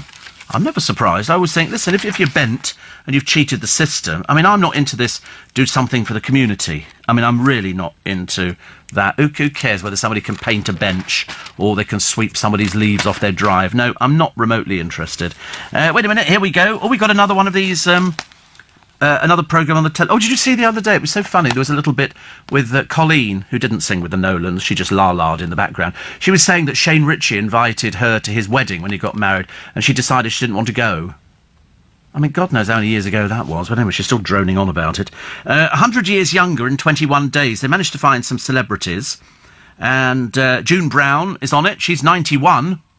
She's 91, so she's just a little bit ahead of Ken Dodd. Only a few people make it to 91. It's quite a rare thing. They've got Roy Walker, Sid Owen, who has a problem in the downstairs department, which I can't tell you about because it's too rude. Russell Grant and Sandra Martin. Sandra Martin's the one who sort of didn't quite manage to do pantomime this year. And, as I say, she's disappeared off the programme now and never to be seen again, apart from on this thing. She's coming up on ITV. So what they want to do is they want to look younger. What is it with this obsession in this country where people just cannot grow old gracefully? They also go, oh, I really want to look younger. I mean, I myself found myself staring lovingly through a window of Liberties over the weekend, looking at some face cream thinking, would that help? Would that make me a younger person? Would I look young? Oh, I don't want people to think I look like mutton. I don't want somebody to sort of say to me, oh, Steve, honestly, what have you done to yourself? It's like the Botox thing. I told you, the person who looks after my accounts, she said, if I find out you've had Botox, I'm closing your accounts down. She said, because it's ridiculous. You've seen the way Katie Price looks. I mean, there's a disaster in itself, even before she'd had any surgery on her poor face. Should have left it and grown old gracefully. As I say, she's not even 50 yet, and already she's looking ancient and haggard and sort of so eaten up with jealousy that everybody else is doing so much better than she is. Steve, on the 9th of March, the Winter Paralympics start, says Anna. Well, that'll be better. That'll be better. You know, because at least I quite like the Paralympics, winter or otherwise. I think that's always, you know, people who've gone that little bit extra. But, you know, 4 bronze and a gold, and it's cost us 32 million. Why don't we just go and mint our own medal? Oh, you have a medal. Steve, do you want a medal? I'll have a medal too. Do you want 2? I'll have 2 medals. Okay, I'll have a Victoria Cross, and can I have I did the Olympics? Thank you very much indeed. I'll have one of those. Steve, aren't the Global Awards the most ideal venue for you to do your magic show? Says Mike. I don't think so. I don't think they'd appreciate my talents. I could do my flowering bush, couldn't I, for them? I'm sure they'd all appreciate that. Well, a few of them would, anyway. So Camilla cuts the Oz trips over a fear of flying. Lewis Hamilton goes out in another really odd outfit. Is there something the matter with him? I was talking to some people earlier on, and they obviously know about Lewis Hamilton more than everybody else does. And I said, why does he wear such odd clothes? I mean, they just look peculiar. Somebody said to him, you know, oh, put this on, it makes you look trendy, because he looks like a complete and utter nerd. I've never seen anybody who looks so bad. Why did he just wear normal clothes? Normal clothes, you don't need to dress up like this. Goodness sake, honestly. Nice to be company heading towards 6 o'clock. Well, we're sort of heading towards it at 8 minutes to 6. Nice to be company. It's LBC, it's Steve Allen's early breakfast till 7, Monday through Friday. Here Saturday morning as well with the best of Steve Allen between 5 and 6. 6 till 7, it's In Conversation. I'm also back with you on Sunday morning between 5 and 7 for the best look at the Sunday papers, and then back with you in the evening at 9 o'clock. I don't think anybody's ever had so many. I don't think I've known of any presenters who've been on air 7 days. How exciting. Very exciting. For pity's sake, get on with it. 10 years ago today, the Mail declared war on plastic. So much has been achieved, but as it's revealed, 700,000 extra plastic bottles litter our streets every day because of delays in launching a deposit scheme. We tell ministers, for pity's sake, get on with it. And it's plastic bottles for water. I mean, I buy water in plastic bottles. I've also got plastic in my wallet. You know, I've got plastic cards and everything else, and you start worrying, don't you, really, that we do use plastic. I'm trying to think, going through my fridge, I've got milk in a plastic bottle. In fact, I've got milk in 2 plastic bottles, and I don't recycle, no. I'm not a recycler. I know, you know, don't make me feel guilty about it, because I'm not falling for that old trick. You'll have me wearing a caftan and sandals next. I'm not a recycler. I don't think you should have to be. I really don't think you should have to be. I think, you know, if you choose to do it, that's your business. It's like choosing to be vegetarian or vegan. You choose to be that. I can't make up your mind for you. But when people say, do you recycle? I don't. It just, all my rubbish goes into one thing, and I put it into the bins, and then it gets sorted wherever it goes to. And I'm assuming in all these plants it sorts it anyway. Because you get all the plastic going one bit, the glass bits go somewhere else. So it must be able to do it. You don't actually necessarily need to go to a bottle bank and start feeding in green bottles, brown bottles, plastic, cardboard, all that kind of stuff. Because it's all done in these big plants where they just shove it into furnaces and they burn it all, and then it becomes more plastic or more glass. I suppose we could have more glass. It's just a bit more dangerous. I mean, I'm assuming the reason that we had plastic is because it's cheaper. And there's less chance of you cutting yourself on it. Although obviously you can. And I suppose now it's when you go down to the beach, you're more likely to find bits of plastic because of people who go down there. Not because it floats in. Because I've been on, you know, cruises before, but we don't sort of throw bottles over the side of the cruise and stuff like that. Unless you thought you were going to take a message to somewhere else. So, I mean, it's up to people what they choose to do. But I'm not going to be made to feel guilty about it, thank you. Steve... Expect some train company backlash today, says JP. Yesterday, TfL said no service will run between Willesden Junction and Richmond due to forecast. Not a snowflake in sight, as predicted for the area. I know. It's just... They were cancelling trains the other day. Also, the main message coming through, do you remember it was make sure you're home by 6 o'clock? Well, I was climbing into bed at 6 o'clock, as I am prone to doing. And I remember, the last thing I did was look out of the door thinking, I was expecting to see, not a blizzard outside, but certainly snow coming down in enough quantities to make a difference. So when I woke up this morning, or last night, I was slightly miffed that when I looked out the door, there was no snow on the ground. There wasn't anything at all. I felt as I'd been cheated. Katie Price's Botox job gives her the look of a bewildered duck, says Pablo. Moogie says, my mum uses oil of Olay. Used to be Ulay. Do you remember? It was oil of Ulay. And then it magically became Olay. Also, cocoa butter on the face once or twice a day will definitely reduce the signs of ageing. Mum's retired and her skin is virtually wrinkle-free. Yeah, but why? Explain to me why. Why is having wrinkle-free skin? I looked at, was it Jane Fonda on the television the other day? And I think she's fairly old. She's sort of getting on a bit. She might be 79 or something like that. And I thought, but what's the point? Just because you've got wrinkle-free skin, unfortunately inside she's still a very, very old woman. She's 80. There you go, 79, 80. But, I don't understand this sort of thing. Oh, we've got to have smooth skin. You see people who've had Botox and facelifts or hair transplants. George Sampson just had a hair transplant. Why? What difference does it make? It's going to look like a hair transplant. Wayne Rooney looks like he's got half a shredded wheat sitting on his head. Elton John's looks like a dead, well, whatever it is, it must have had legs at one time and moved. It never looks good, no matter how much money these people have got. George only paid $9,000. Elton John probably paid 10 times that amount for his. Frank Sinatra used to wear a toupee. And you can tell them. Bruce Forsyth used to wear a toupee. Paul Daniels used to wear a toupee. Frankie Howard used to wear a toupee. Why can't people just go, bald naturally? Because then, and also if you keep injecting stuff into your face, I appreciate the fact that some people accept the fact that they are vain. But if it doesn't look right, it doesn't look right. And you don't really want to change the shape of your face, do you? As I say, look at any picture of Katie Price and the Bride of Wildenstein and you'll see the similarities. And she's decided that she's going for more surgery. I mean, foolish. Foolish, foolish, foolish. Beatrice, that's one of the non-hard-working members of the royal family, together with Eugenie, called Eugenie now. That's because she's usually not working. And so apparently Beatrice was pictured the other day in a Bentley, driven by this bloke, who's apparently a British lawyer who's a friend of the A-listers. Well, he likes his picture taken with them. There's something odd about him. I can't quite put my finger on it. So he once... Oh, he manages Floyd Mayweather's business.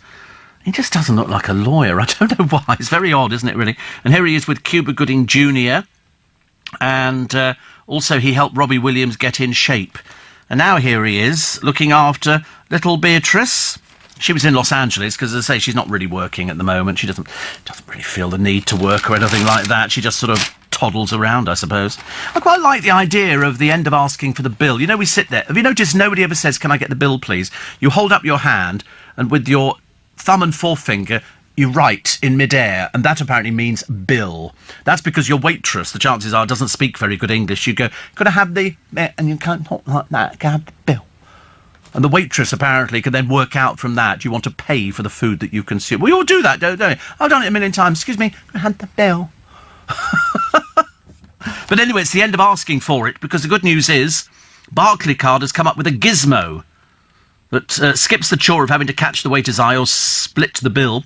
The card company's Dine and Dash concept works in a similar way to Tap and Go technology. It's a small black box, or totem, sits on the restaurant table and takes care of the entire bill-paying process.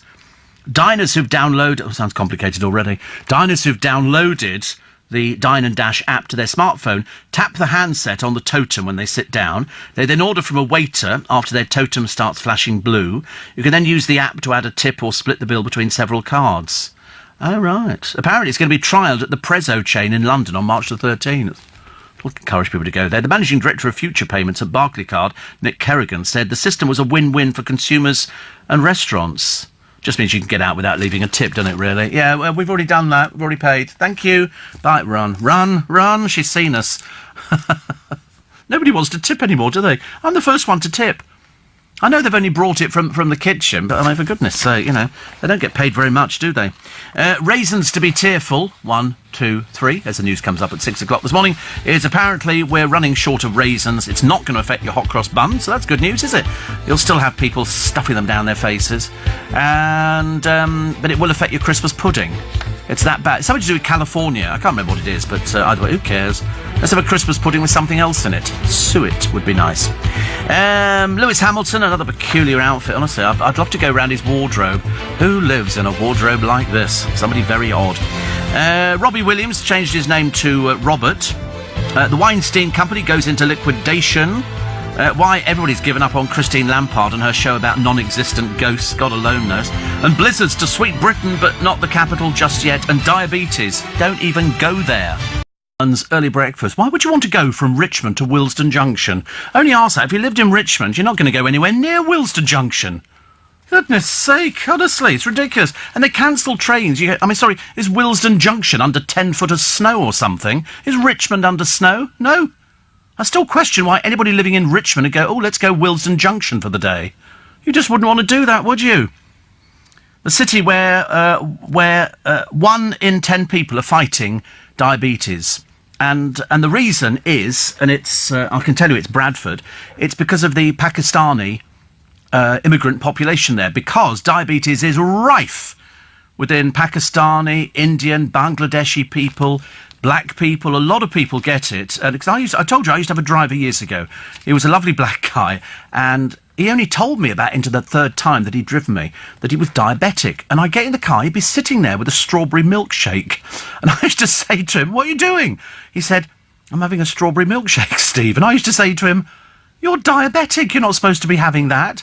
And he didn't seem to see the problem with it at all. I don't think I ever convinced him that he shouldn't have been drinking a strawberry milkshake, because occasionally we have lapses. Occasionally, South Asians more likely to have less muscle and more abdominal fat, which increases insulin resistance. So if you're an Asian, rather than just calculating BMI, measure the length around your waist circumference, to predict your diabetes risk more accurately.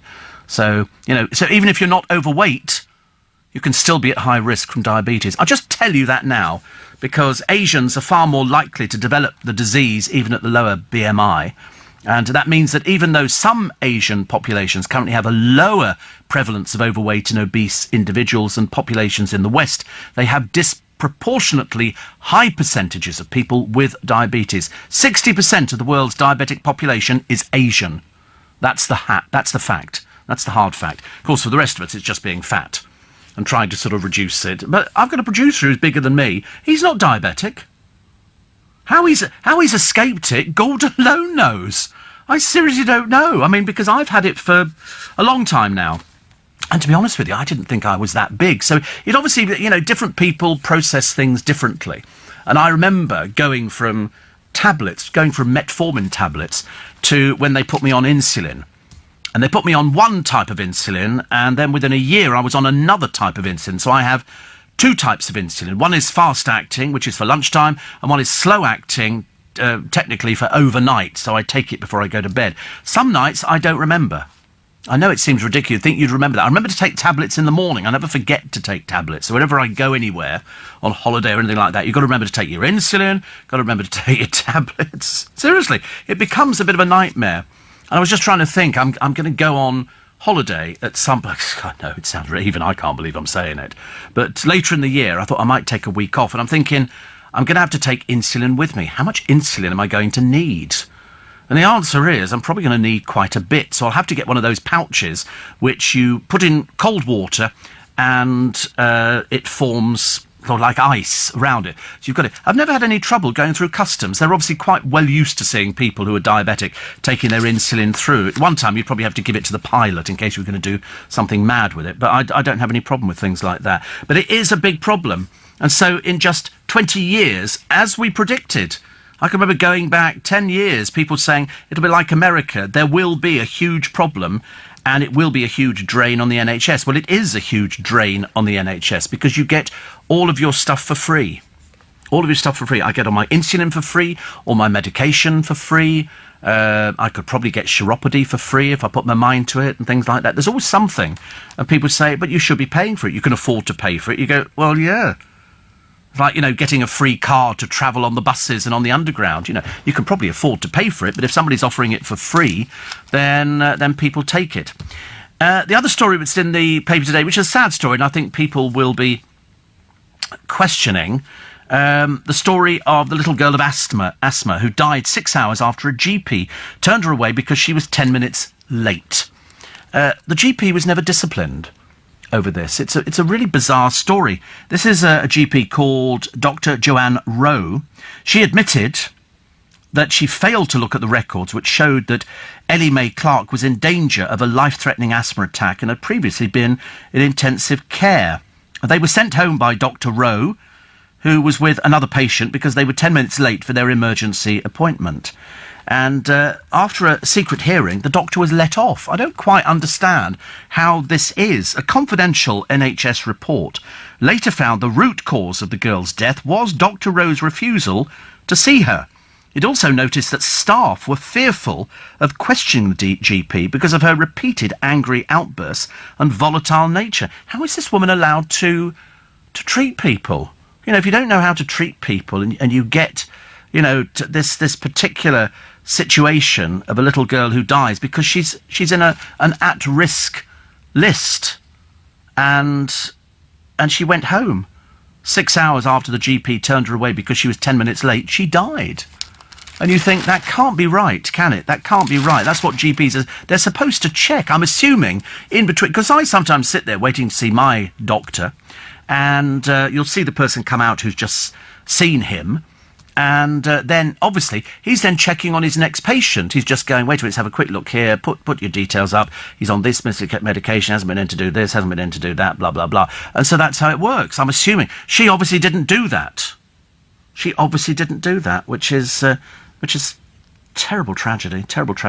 Row as the resort's fake beggars are seen off in the photo shaming drive. People have been going out taking pictures of them because they're not homeless.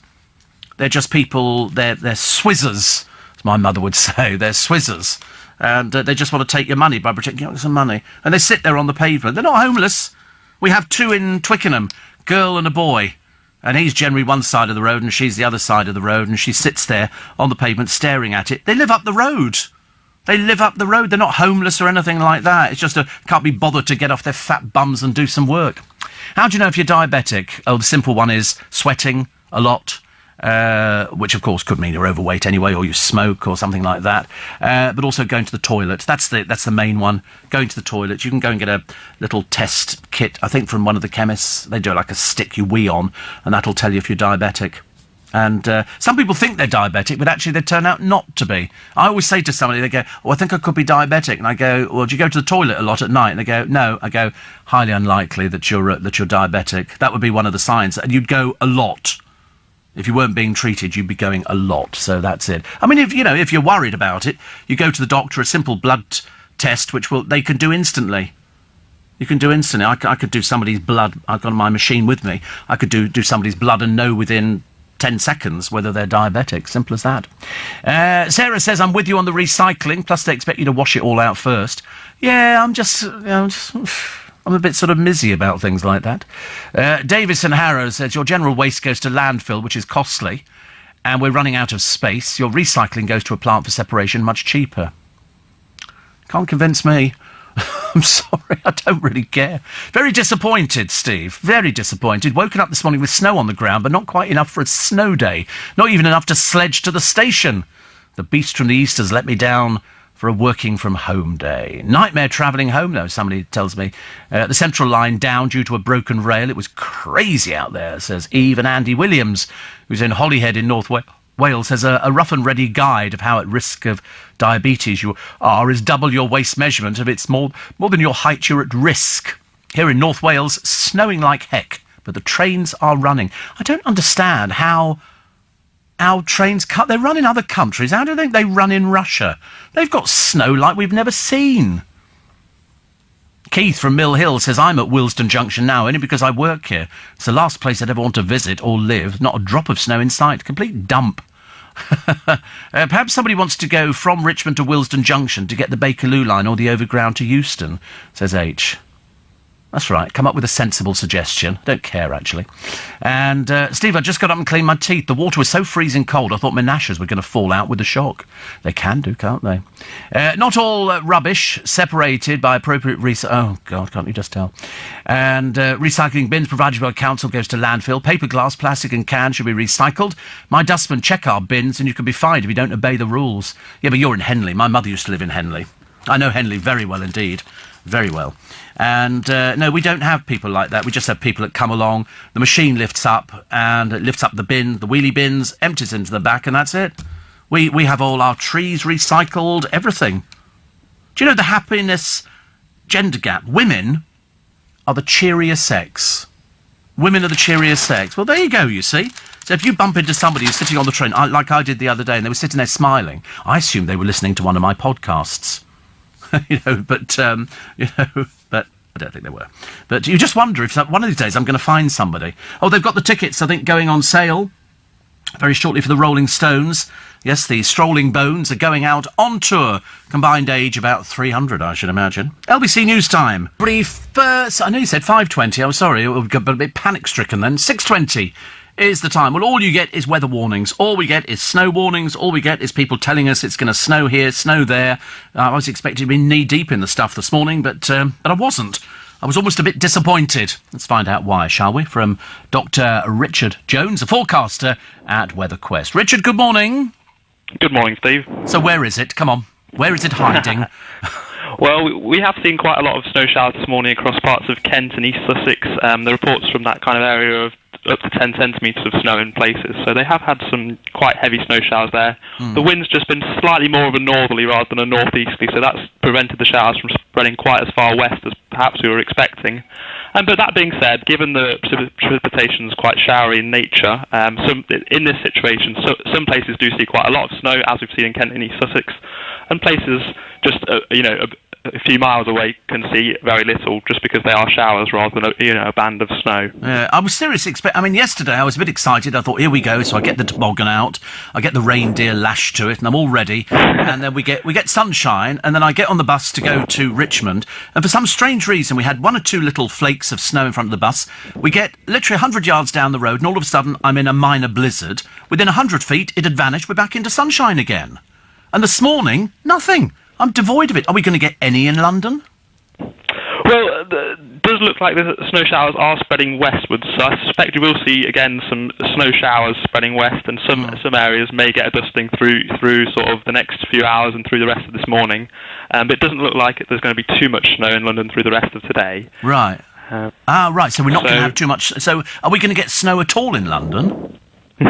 I think that, as I said, that with it being showers, there will be some snow showers affecting the London area through the rest of the morning and even into the afternoon too. So some areas will see a covering of snow, perhaps up to a centimetre or two, but it shouldn't amount to anything too much in London itself. Right, because I was waiting for the temperature. They were saying, it's going to be minus 10, minus 15 degrees. Well, I'm practically wearing a bikini to come into work at the moment. I mean, it's not as cold as I was expecting it to be, but it doesn't need to be cold to snow, does it? It doesn't, but I would say that's very, very brave of you. Places even in central London, the temperature this morning is down at -2. Around parts of the M25, minimum temperature overnight have been -4 or -5. So it has been a very cold night, given that it's now late February, and it doesn't need to be too cold to snow. You are right; you can have snow at temperatures sort of up to 2 or 3 degrees above freezing, but most places this morning are well below freezing, and there is that risk of sort of snow and ice. Take care on roads and on pavements too. And next week, are we still with it next week, or will it have petered out? By the time we get to next week, I think it does look as though it's going to turn a little bit less cold or milder, sort of maximum temperatures back up getting towards 7, 8, 9 degrees Celsius. So it will be, by next week, we should be through the worst of it. Right, and it's not going to come back again, is it? Well, there's no sign of that towards the end of next week, so I'm hopeful that after the spell this week, the beast from the east, that should be the worst of the winter over, and we're into a more spring-like setup. That's what I needed to hear. Richard, nice to talk to you. Thank you for that. Good to speak to you, Steve. Thank you. Dr. Richard Jones, who's a forecaster at WeatherQuest. So you know. Okay, if you've got any complaints, go back to him. It's nothing to do with me. I'm the one who's waiting for it. People keep saying to me, "Oh, have you seen any snow?" And I've got friends of mine who live around the country, and they're going, "Oh, we've had a little bit of snow." And I'm going, "Well, we haven't." I've seen a few little flurries. In fact, when we walked out of here yesterday morning, well, I say walk, we skipped, and we got round the corner, and there were little bits. Little teeny tiny, and I thought sometimes it builds, but it didn't appear to build the other day. And I'm going to go home today and have a rest and then come back again. So I'm hoping it's not going to. I don't really need that, actually. I don't want to. I do want to see it, but on the other hand, I don't really want to see it. Do you know that how many types of elephant? We were always told, weren't we? Indian, African elephants. No, 3 kinds of elephant. 3 kinds of elephant. DNA testing has revealed there are 2 species of African, the forest and the savannah, which have remained genetically isolated. They split from each other 2 to 5 million years ago. We had elephants 2 to 5 million years ago. Well, that have been sort of elephants covered in hair, I suppose. I don't know. But their genes have not mingled for more than 500,000 years. So they've got compelling evidence for their definition and separate species. Savannah elephants weigh 6 to 7 tons and are paler than forest elephants, which tip the scales at half that weight. Isn't that interesting? You see? There we go. You've learned something new this morning. Don't ever complain that this programme is not educational. We're always the first people to tell you. Wizard Wheezes to beat the beast. From the East, nifty gadgets for you and the dog. You can buy battery-powered heated insoles from Maplins to take the chill off your toes. Only £2.25. If it can save Maplins, I'm going for things like that. Pet lovers can swap their dog's kennel for a heated pet home. £48, made from waterproof material with a fleecy lining and a heat pad floor, because they must feel the cold as well. Pussycats, they don't want to go out there and go, "Oh, not going out there, thank you very much indeed." Run a hairdryer over your sheets. That's a nice idea, isn't it? I never thought about that. Or just buy an electric blanket. They never make electric blankets, not that I've ever remembered that fit the whole bed. It's always just the bit in the middle.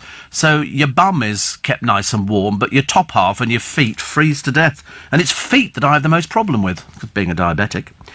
Bubble wrap your letterbox. Now you can get post through it if you bubble wrap the letterbox. Add turmeric to your tea, very good. And try zapping your socks. And I'm assuming in the microwave. You can put socks in the microwave, give them a little bit of a zap, and that will sort of warm them up a little bit. I prefer the little thing from Maplins at £2.25, don't you? That sounds so much better. The weatherman is wrong, Steve. Snow's got very far west, snowing heavily here in Anglesey in northwest Wales. You know we expect to see proof of this. Steve, an AA warning said anybody travelling in icy conditions today should take a shovel, blanket, sleeping bag and have extra clothing, wear a scarf, hat and thick gloves, tow rope, petrol can, first aid kit and jump leads and torch. I looked a right fool on the bus this morning. Thank you. It's an old one, Andy, but it's always a goodie. I like that, actually. They always say, especially if you're going off on a journey in the car, always take water with you, your medication and a blanket. I mean, why not just leave the engine running? But of course, if it breaks down, there's not a lot you can do. Over in Skeggy, another snowy day. It will double my journey into work from a 5-minute walk to a 10-minute walk. Nicholas says, but you smoked for many years. Sadly, it's a major contributor of many diseases. Your producer's bigger, but I bet he's never been a smoker. No, he's not. He does not smoke. He's never smoked. One of those rare things. I mean, I didn't want to smoke. I got forced into it. You know, my parents had cigarettes at home in a cigarette box, and they kept saying it's going to make you ill. Well, it didn't, because I was pinching them on a sort of a day-by-day basis. You go, I'm pinched a cigarette. I'm sure they must have thought, where are the cigarettes going?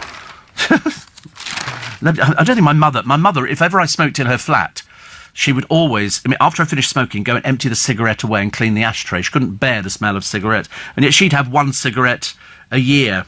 Just one cigarette a year. Is there proof there could be life on Mars? They found a breakthrough discovery. They found bacteria in South America's Atacama Desert that can be dormant without rain for decades before being reactivated. The Atacama in Chile, which gets less than 20 millimetres of rain annually on average, and could go many years without any rainfall at all, is the most similar place on Earth to barren Mars. Don't you just want to go there? Don't you just want to go and see if people hiding behind hillocks and stuff like that? Are they big worlds? Are they little worlds? I don't know. I'm interested, but sort of not at the same time. Steve, it must have been cold last night. Our cat got under the duvet. Yes, well, they do that, don't they? Cats are Cats are sort of notorious for sort of hunting out the warmest thing. I mean, to be honest with you, if I had a cat, it would probably sleep on the bed. Probably not the best thing, actually. No show in Croydon. No snow in Croydon, says Sanjay. Croydon was baking whilst walking to the bus station. Had too many layers on. Well, there you go. And somebody else says, actually, it's it's one of those things. Will we have snow? Well, we've sort of got a little bit of snow where we are at the moment. Will there be any more? You have to wait and see. But then next week, we're all back to normal. We don't have to worry about it. There is the story about the parents' defiance in a row over a girl's home lessons. We'd go to jail to keep Matilda Starr out of school. She's just one of many girls who's played the part. And a sad story in the paper today of a guy called Michael. His wife was murdered. Michael told their little boys he'd be mummy and daddy. So 13 years on, how did he do? This actually will be great advice, I think, for Simon Thomas, former Blue Peter presenter, who now is a sports presenter because his wife died tragically. So he's mummy and daddy. But I think he's sort of separated. But they've got this story from 2004 when mummy was murdered. In this particular family, Michael told them he would be. He says, I treasure the time I've spent with our sons. And they turn out to be lovely. They turn out to be fine, but it's a dreadful, dreadful thing to have to go through nowadays. There's also a Dynasty star. This is Heather Locklear, who is accused of biting her lover's nose. She played Sammy Jo Carrington in Dynasty, as the Americans called it. And she began dating with this childhood sweetheart at her home in a place called Thousand Oaks, California. Don't you just reckon it probably used to have 1,000 oaks, now it's probably got 2 or something. But she practically bit the tip off her boyfriend's nose. Oh dear, it's not very nice, is it? I often wonder what happened to all the people who appeared in Dynasty and stuff like that, and the answer is they go around biting people's noses off. It's all very odd, isn't it? And all men, says Jeffrey Archer, over 50, must get a prostate test even if they have no symptoms. It can be a blood test. It can be a blood test. They can test for problems with your prostate with a blood test. It's not what you think all the time, because Nick Ferrari did it years ago on LBC. Years ago. Every 200 trains are not running. British Airways say more than 60 of their flights have been cancelled. Nick Ferrari. After news at 7 this morning, the Labour leader, Jeremy Corbyn, is back to the UK, being in a permanent customs union with the EU. But how would that affect future trade deals? The outgoing head of counter-terror policing, Mark Rowley, has revealed that 4 right-wing plots have been prevented in the last year. Nick will find out what should be done to stop more being plotted. Plus, an investigation has found that university vice-chancellors have claimed almost £8 million in expenses over a 2-year period. Are they taking advantage? That was not one of the words I was thinking of. That's all with Nick Ferrari at breakfast this morning from 7 here on LBC. It's -5, says Warren. What the heck? It's freezing. I'm off to Newark this morning. Where's Newark? Where's Newark? Lincolnshire. Nottinghamshire. No, you must be flying away. It must be somewhere. One in New York. I think it's probably New York, I should imagine. Bob and Angela in Pratt's Bottom have sent me a picture of snow, which is lovely. And then we had a lovely picture from Widnes, which was also equally lovely.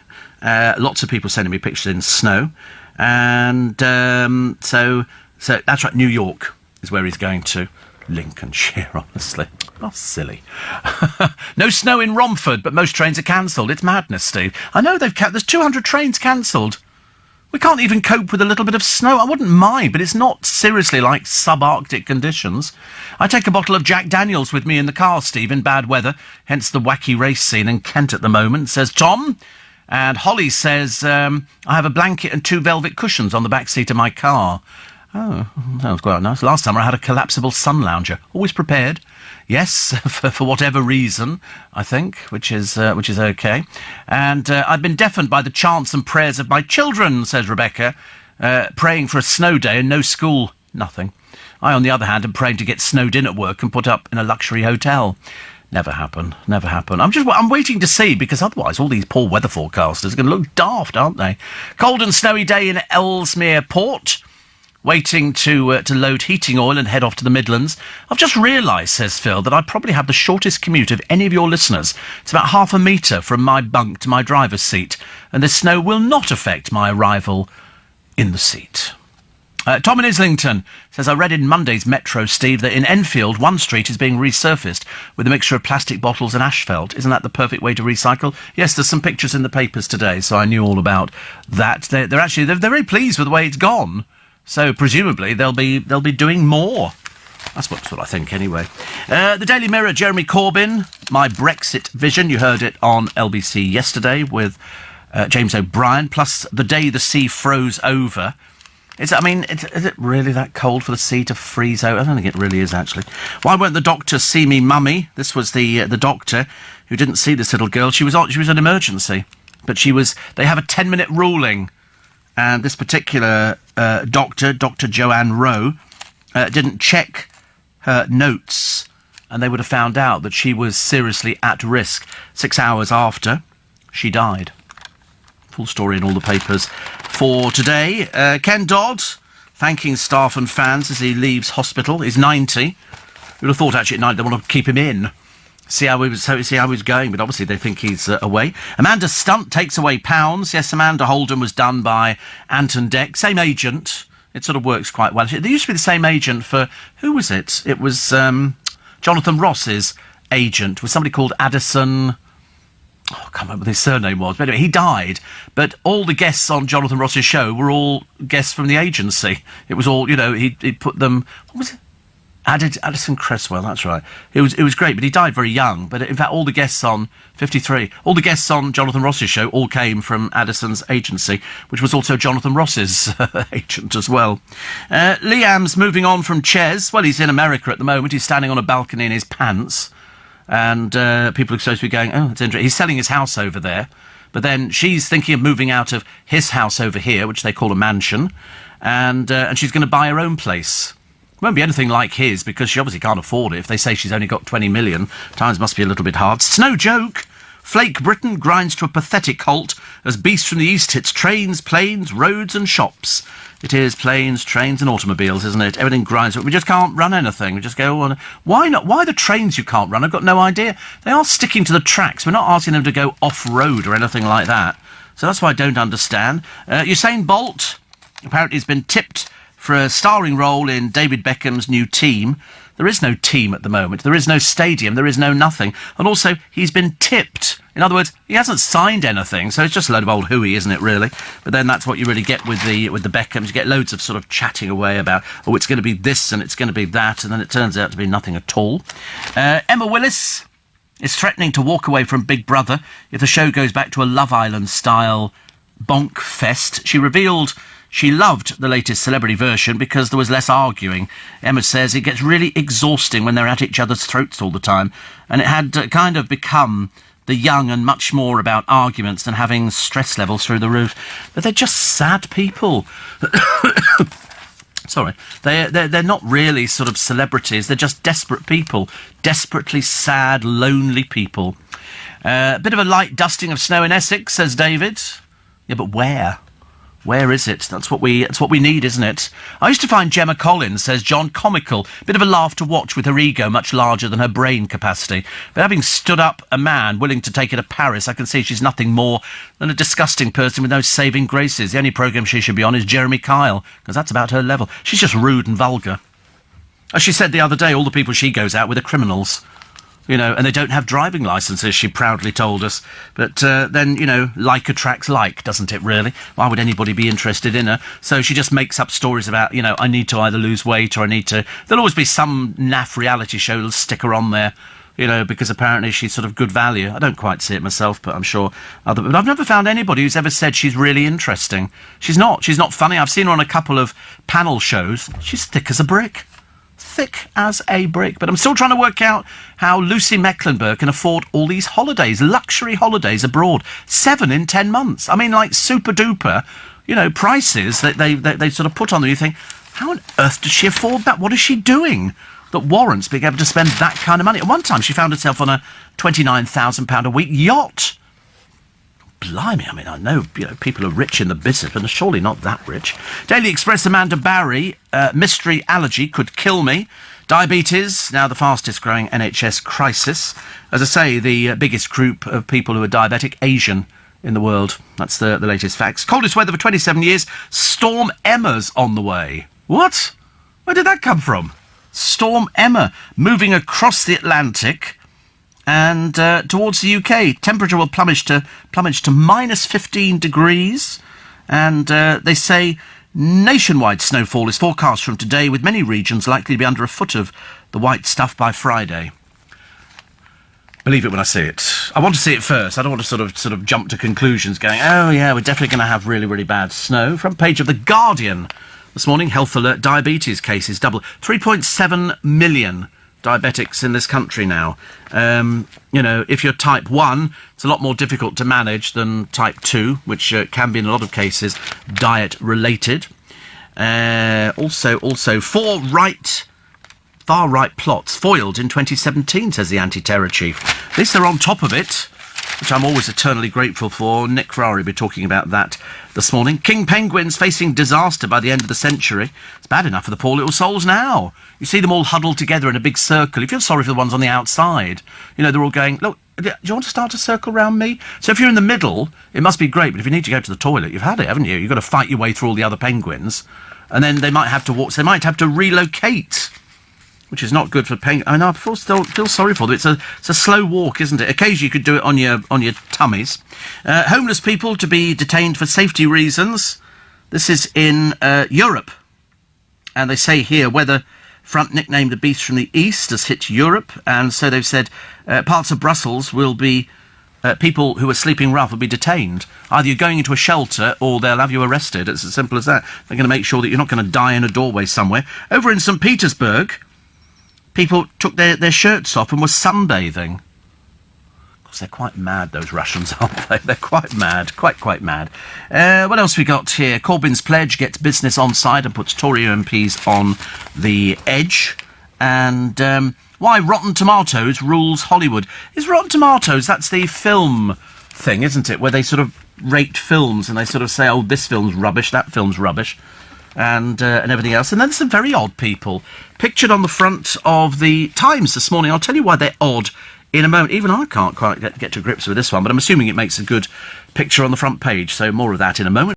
So the picture on the front of the Times this morning, it's a very odd one, actually. It's people, punters on the River Cam, putting on a brave face as the wind swept in. So there's the bloke on the back in a T-shirt of this punt, and he's punting them along. And the four people in the thing are drenched in snow. They've got all their coats on, but it's the bloke at the back who's not got a coat. He must be frozen to death.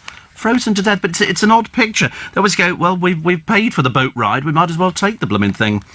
Fox attacks business over support for Labour. This is Liam Fox, front of the Times. Extremists should lose access to their children, says the Yard chief. Court should remove children from extremist families, of which we seem to have loads. He's revealed about 100 children have been safeguarded through the family court since the start of conflicts in Syria. The Saudi prince sacking senior generals on the eve of a UK visit. And this is Saudi Arabia's crown prince. It's amazing, actually, how many people... I mean, the army, of course, is bogged down in a war in Yemen, which has spilled into Saudi Arabia's southern reaches. It's proved unpopular at home and tarnished the image abroad of Crown Prince Mohammed bin Salim, known as MBS. He's due to make a visit to Britain, France and the United States starting next week.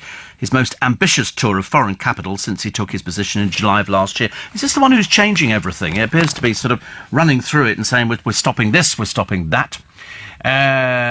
Joan is 70. Somebody ran into her at Liverpool Street Station the other day. Broken hip, collarbone, excuse me, and concussion. Didn't even stop to see if she was okay. That's the rudeness of people nowadays, I'm afraid. Snow in Eastbourne, Steve. There'll be old people slipping left, right and centre. You mark my words, says Donny. Yep, snow at Canberra Sands. Will we notice any difference, Nicky? Light dusting in Northampton, Steve. Another inch and the town will start looking tidy, says Bish. Dawny in leafy Cheshire says, we've had some snow overnight. It's still snowing. Very pretty. Over in Chessington... It's as my old mum used to say, it's too cold to snow. No, it's never too cold to snow. In fact, sorry, it doesn't even need to be cold to snow, Neil, which is the interesting thing. And I suspect many others, says Victor, share your opinion of Celebrity Big Brother. Absolute waste of time. But it's the, excuse me, the fact they call them celebrities when they're not celebrities. Somebody who's been on Love Island or something as tacky as that, why would they be a celebrity? They're just some desperado. These people need to get out there and get a job. You know, it really annoys me, actually, when, you know, you sort of get lazy people who go out there and go, oh, I think I'll be... They've got some poor bloke on Gogglebox, one of the most boring people on the show, and he's leaving it because he wants to develop a television career. He said, I want to show people there's more to me. Who cares? Nobody cares whether there's more to you. Those people have got delusions of grandeur, or just delusions. The other side of the Cotswolds... chipping hell.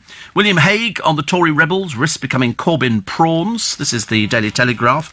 And the beast from the east, which has blown in. So they've got a picture of some poor bloke, must be down at, he's a member of the Household Cavalry.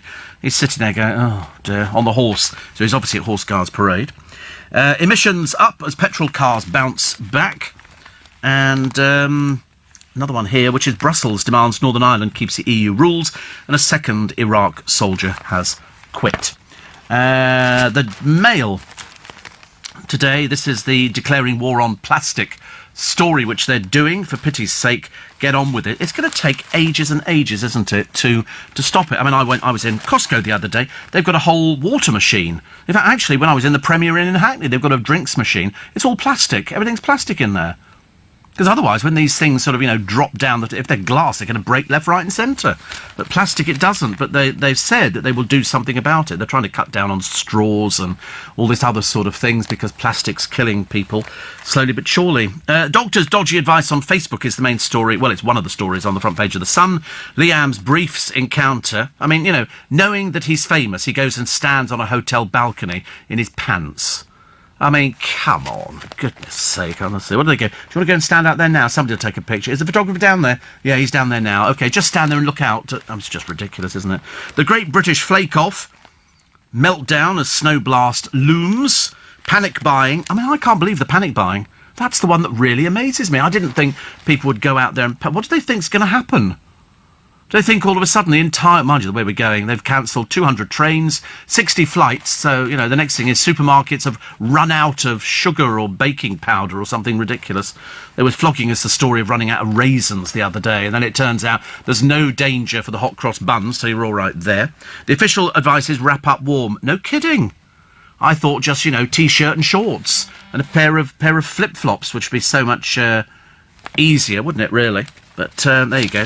So I'm trying to think, actually, what's... oh, yes, and will.i.am and his auto pen signatures in his book. I defy anybody, unless you're an expert, you can't tell how these things work. An auto pen is just... it was invented years ago for people who couldn't be bothered to sign everything. You put a pen in there, it learns the signature, you sort of do the signature, then it follows it, and then you just put something underneath, push the button, and off it goes. It just signs in ink. So that's, you know, it isn't a photograph or something like that. The boxer who died... after his fight, I'm glad we managed to put on a show. And the wedding caterer, who apparently has served bickies. Not just serving bickies, he was serving bickies in Asda packaging, but charging 800 quid for it. But there you go. And the breaking news, now wrong with us working class folk, we deserve the posh pay too. This is a feature after dreary old Steph McGovern decided that the reason she wasn't earning as much as other people was the fact that she was common. And what? She's been sent up north this morning. Oh, good, perhaps they've sent her home. Would you like to go up north? Is that all right, Steph? Could you manage that? You know, don't want to sort of make out. We don't want to send you anywhere posh because, you know, posh people don't mix with people like you. I've never heard so much rubbish in my entire... She's gone to Gateshead, has she? Tyne and Weir. Fantastic. Anyway, at least she's out of the studio. Go on, go there. That's it for this morning. Thank you so much for your company. I'm sorry I couldn't promise you any snow, but we've done our best. You know, you never know. By tomorrow morning, we could be knee-deep in it and I could be eating humble pie. Unlikely, of course. Make sure you download the LBC app, as well as listening to LBC wherever you are. You can now listen back to this and all of our other programmes from the last week for free on the catch-up feature. And you could do that to get the Steve Allen free podcast as well on My Little Bit Extra today.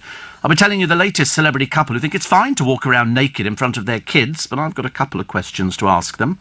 I've also found out where Joey Essex vanished to.